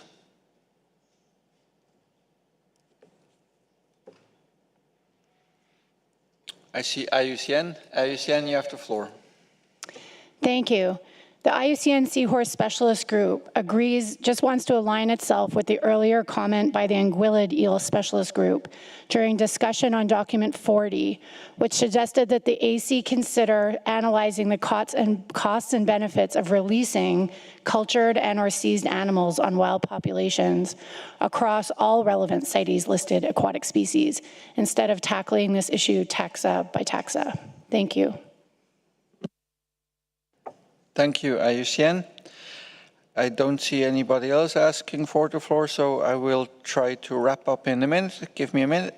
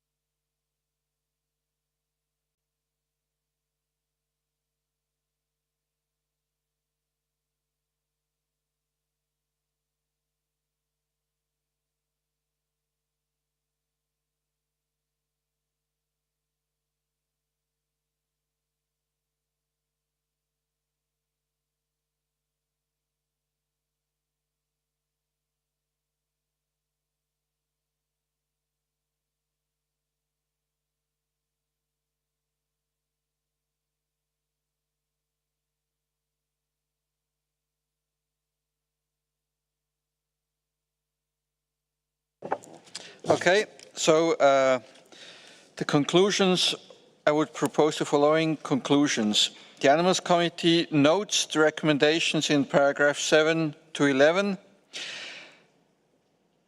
and agrees to refer the recommendations in paragraph 12 to the Standing Committee for further consideration. It further notes the suggestion to consider the costs and benefits of releasing live animals to the wild of all relevant aquatic taxa.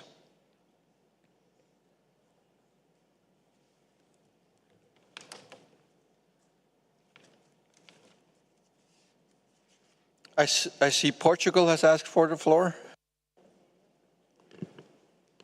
Thank you, Chair. Just sorry to come back to the issue, but we got some doubts about the intervention by the delegation of Japan regarding paragraph C of point 12. From what we understood, the intention of Japan was to correct point C to say that to constrain the operations of both traditional and mechanized non-selective fishing gear from illegal activities, something like that. But I believe that it changes totally the proposal of the working group, because the working group wants to reduce bycatch either by legal or illegal fishing activities. That's a point I wanted that clarification. Thank you. Thank you, Portugal. I forgot to mention that amendment, and I hadn't heard any concerns in relation to that amendment, but now I have heard, because as it stands now, it would refer these matters to the Standing Committee only in relation for illegal international trade. So that's what Japan is proposing.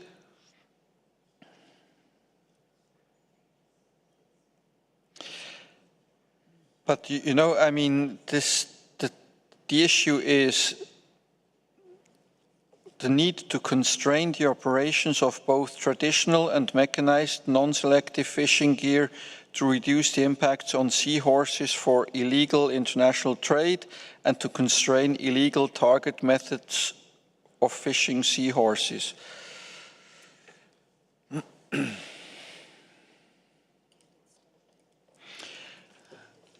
I'm also trying to understand what it actually means. I see Europe has asked for the floor. Basically, I have the same problem why was the reason I didn't react before. But if I comprehend this sentence, it would mean that certain destructive fishing practices shall be prevented, but only for illegal trade. But according to my understanding, they are destructive for legal and illegal trade. And it doesn't matter whether a biotope is harmed or destroyed for illegal or illegal trade. The damage is the same. So if that is the meaning, then I would oppose it.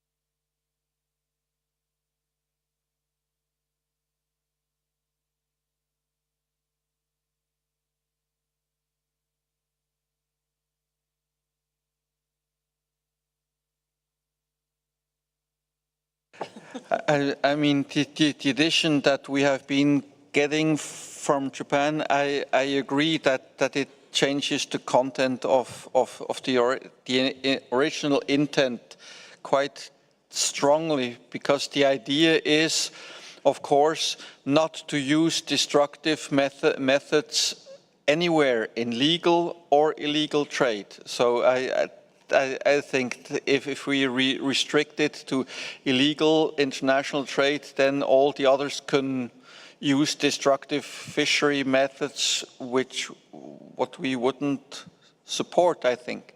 I see Central South America and the Caribbean. Sí, gracias. Yes, thank you, Chair. Yes, I had also not realized before, but this addition that has been proposed by Japan changes the paragraph. Regulating illegal trade does not seem logical. What we're trying to do is to ensure that there is selective gear so that we can not catch any seahorses. Thank you. I think I tend to agree, so I don't see support for the change as proposed by Japan. I give quickly the floor to WWF. Thank you, Chair. We would agree with the prevailing view. Trying to see it from the point of view of our Japanese colleague, there may be problems with the word constrain, because it conjures up images of the CITES Secretariat or others going onto boats and physically manhandling fishermen who are using inappropriate equipment or the like. We would suggest we could live with a word like address, but we also have a wider concern, which is if the Animals Committee merely notes these recommendations, where do they sit afterwards, and what is their visibility to CITES parties and other relevant stakeholders? And should they be a suite of decisions? Should there be a decision mandating work towards a resolution on seahorses, or do they even sit in the Animals Committee report to the COP? There's a real danger that the visibility would be lost if they're merely noted. Thank you.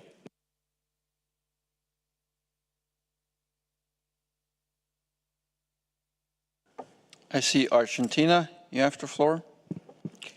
Muchas gracias. Thank you very much, Chair. We agree with what was said by Portugal and our regional representative and WWF. In fact, it seems to us that this change that has been proposed by Japan would not be suitable. Thank you. Thank you, Argentina.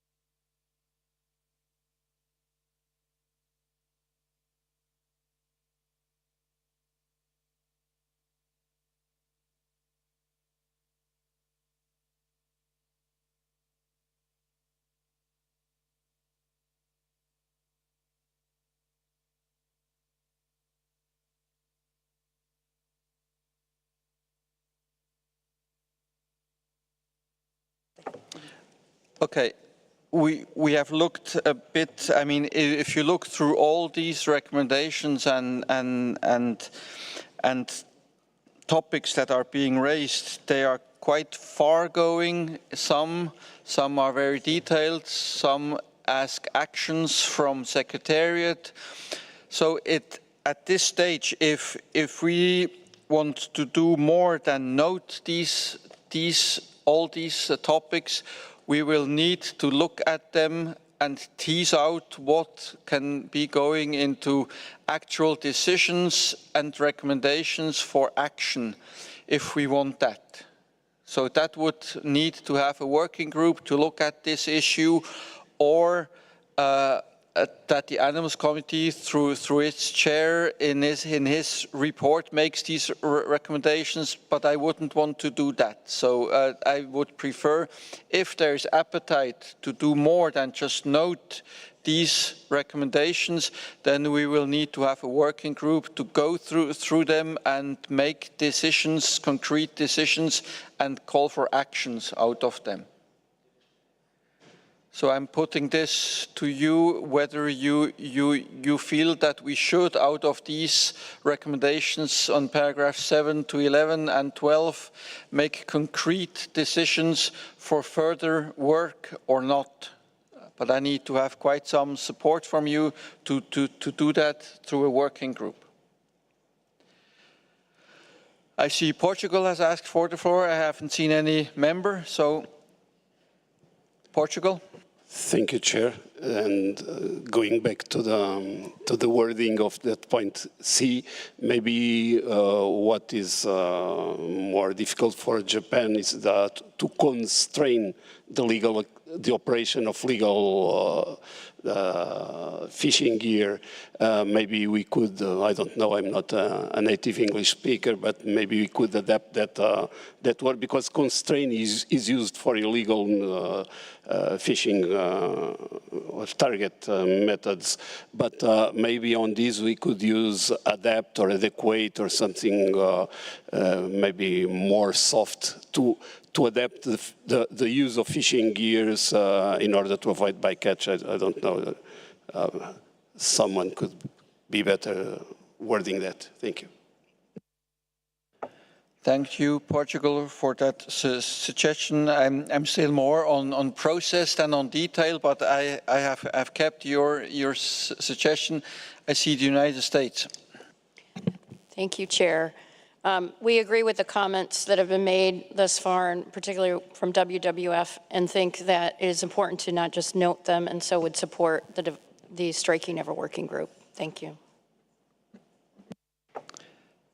Thank you, United States.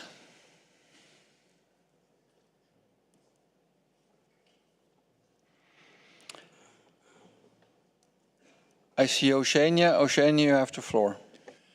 Thank you, Chair. Yeah, I wonder whether a drafting group rather than a working group might be in order, with a tight mandate to turn the recommendations into decisions.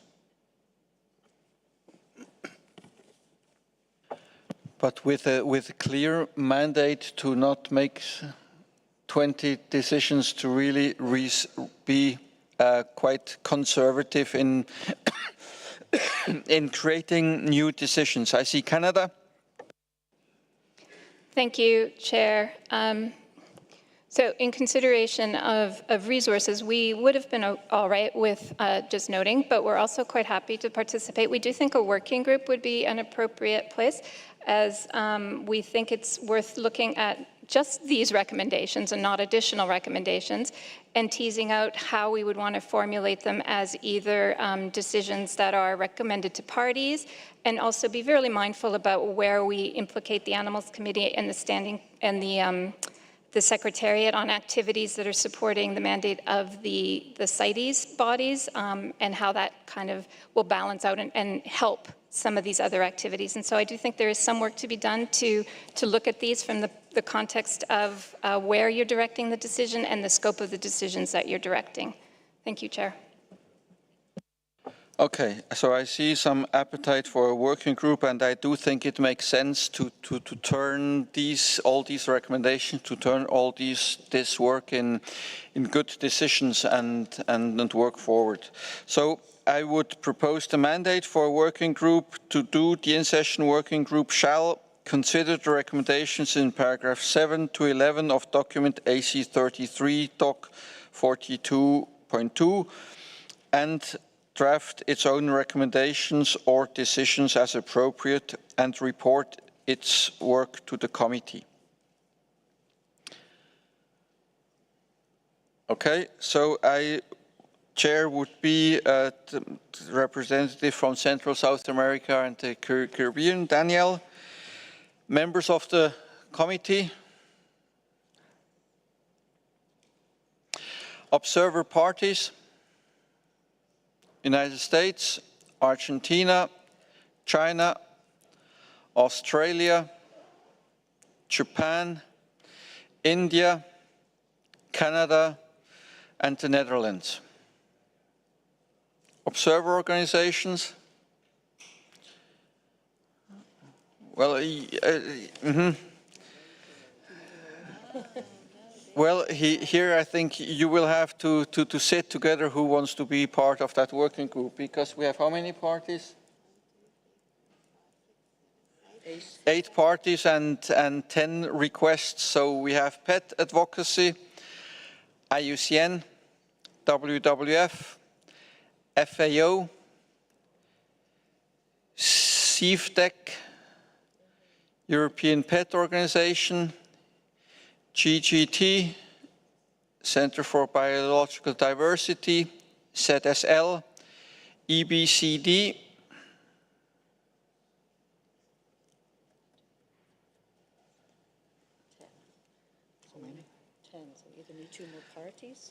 so I need either 2 more parties or 2 of the organizations would maybe fuse. But first, you will have to strike your. Can you please all push your button to get out, and then the ones who would be ready to step down, please press the button now. Okay, I have Pet Advocacy and Center of Biological Diversity. Thank you very much for your indulgence. And so we have now 8 and 8, which is together with the chair is good. So we have a good balance. Thank you very much. So we now come to the final document.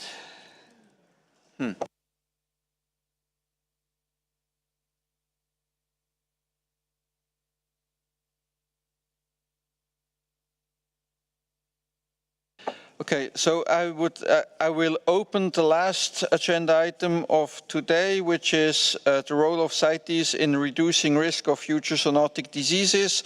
Here we do have a document that will be introduced by the nomenclature specialist.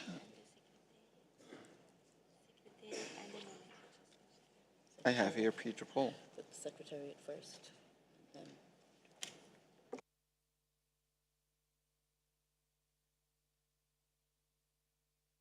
Okay, they have made some arrangements, so I give first the floor to the Secretariat. Thank you, Chair, and apologies for the confusion. This document was prepared by the Secretariat and the co-chairs of the Intersessional Working Group on the role of CITES in reducing risk of future zoonotic disease emergence associated with international wildlife trade. At the 32nd meeting of the Animals Committee, the committee considered document PC 26 Doc 10 or AC 32 Doc 10, prepared by the Secretariat, that contained information relating to the implementation of Decision 19.15 to 19.19, and in the present document, the Secretariat is providing an update. The Memorandum of Understanding between the CITES Secretariat and the World Organization for Animal Health was finalized after SC 77 and signed by the CITES Secretariat and WUA on 1 March 2024.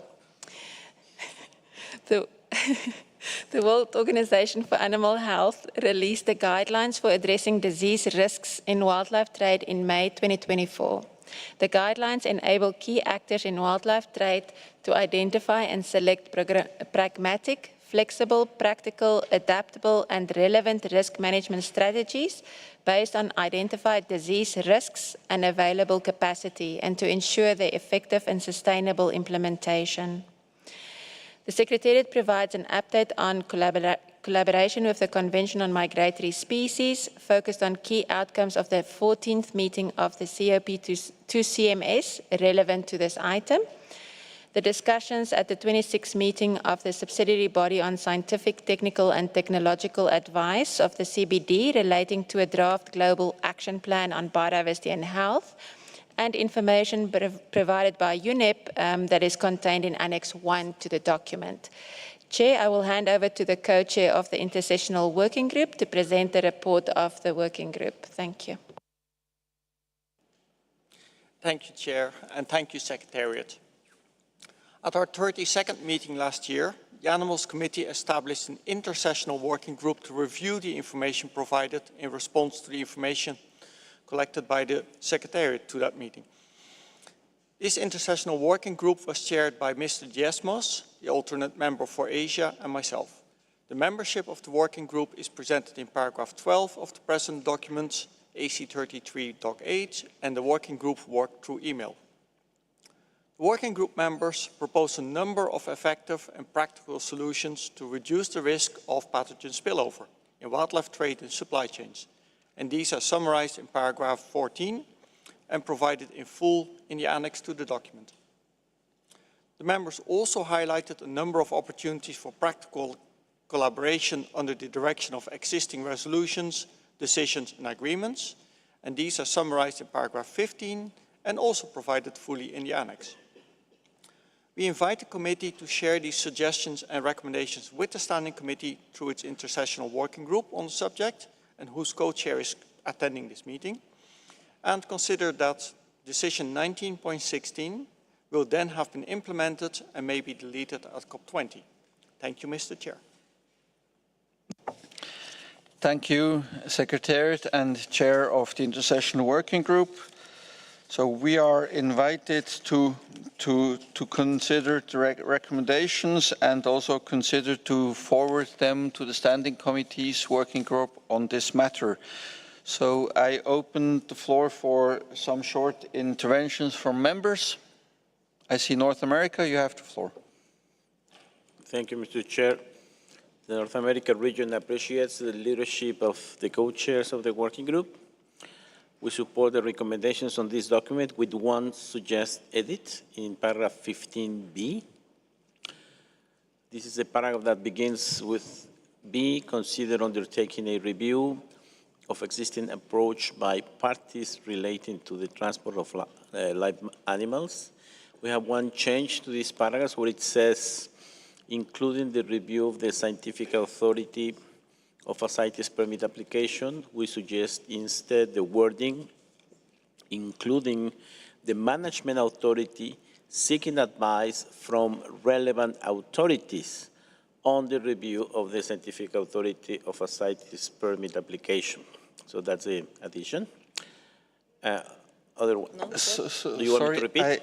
I didn't quite, where do you want to insert this? I haven't seen it. It's in paragraph 15b, where it says, including the review of the scientific authority of a permit application, it should say, including the management authority seeking advice from relevant authorities, and strike out on the review of the scientific authority of CITES, of a CITES permit application. So this open for relevant authorities to do this more properly. Then, can I continue with otherwise, we're supportive of the recommendations. We're hopeful that they will ensure parties to have helpful information on advancing wildlife health, surveillance, mitigating day-to-day risk in CITES trade, and implementing measures suggested by the WOAH and the quadripartite. We also look forward to the outcomes of the MOU recently signed between the CITES Secretariat and WOAH. Lastly, we see that the new MOU is posted online, and we also want to see if the final program of work can be posted online, if it's not already. We are grateful to the Secretariat for their extensive work on this partnership. Thank you, Chair. Thank you, North America. Now I have Africa. Merci, Monsieur le Président. En tant qu'organisme. Thank you, sir. As the organization responsible for regulating international trade, we have a role to play when it comes to the transfer of pathogens, and we have to work along with other organizations. We therefore welcome the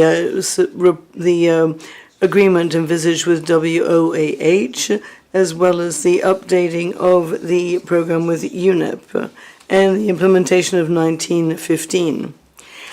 What is planned under paragraph 14 should be transferred to the Standing Committee. We should go further, however. We should, in CITES, have ways of limiting zoonotic risk and ensure that we work with partner organizations to ensure that we do our utmost to limit such spreads. We should be working towards a global agreement in order to ensure that we can reduce the risk of future zoonotic disease. And we should have a resolution to be considered at COP20 to that effect. Thank you. I see Europe. Europe, you have the floor. I'm not so sure that it is necessary to strike out the scientific authorities in the proposed text from the North American region. If there is a requirement or if it is useful to have additional consultants, we could perhaps add that the scientific authority and eventually, or if required, additional consultants are used. But keep the scientific authorities in the sentence.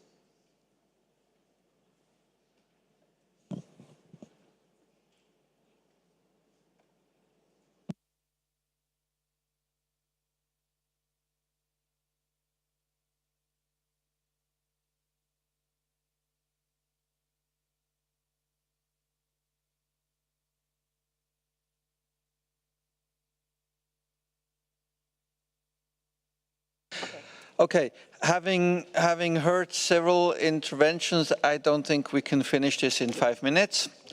So I would postpone the discussion on this matter to first thing Thursday morning, and we will revisit that topic on Thursday morning after we have had the working group sessions. So now I would like to give the floor to the Secretariat for some housekeeping announcement. Secretariat. Thank you, Chair. A couple of important housekeeping announcements before we finish. First, the organization Manta Trust has asked to be added to the working group on review of significant trade and the working group of sharks. We've checked the balance, it looks okay, so with your indulgence, Mr. Chair, we've added Manta Trust to those two working groups. Secondly, important to note that the outcomes of the working groups should be submitted to the Secretariat as soon as possible when you have concluded the work so that we can ensure translations of these outcome documents. So please see if you can complete the outcome documents, the ComDocs, as soon as possible after completion of the work. Now here comes the most important part, and that's place and time of the working groups that you have established during the day. We will put it on the screens as well downstairs, so you will see it when you leave the building after this session. But just for you to take note, tomorrow in the morning, the working group on sharks will meet in plenary room B. So that's downstairs, plenary room B for working groups on sharks. The working group on nomenclature will meet in room 9. Please note that this is a relatively small room, And the working group on nomenclature will not be considering the issue of elephant nomenclature until Wednesday, where we will put them in another room. So tomorrow they will not consider in the working group on nomenclature the elephant issue. I see the nomenclature specialist nodding. So they're in the room, that's room 9, for the consideration of the other nomenclature matters. The working group on captive breeding will also meet tomorrow morning and will be in this room with interpretation. Tomorrow afternoon, the working group on review of significant trade will meet in this room with interpretation, and the working group on trade in stony corals will meet in room 2, which is -1 on the level -1. Then finally, we again have the working group on nomenclature meeting in room 9 tomorrow afternoon, and not consider nomenclature issues related to elephants. That will be on Wednesday, as I mentioned before. I hope this was all. Did I miss any working groups? No, thank you. Okay, thank you very much. So have a nice evening, and we will see each other tomorrow.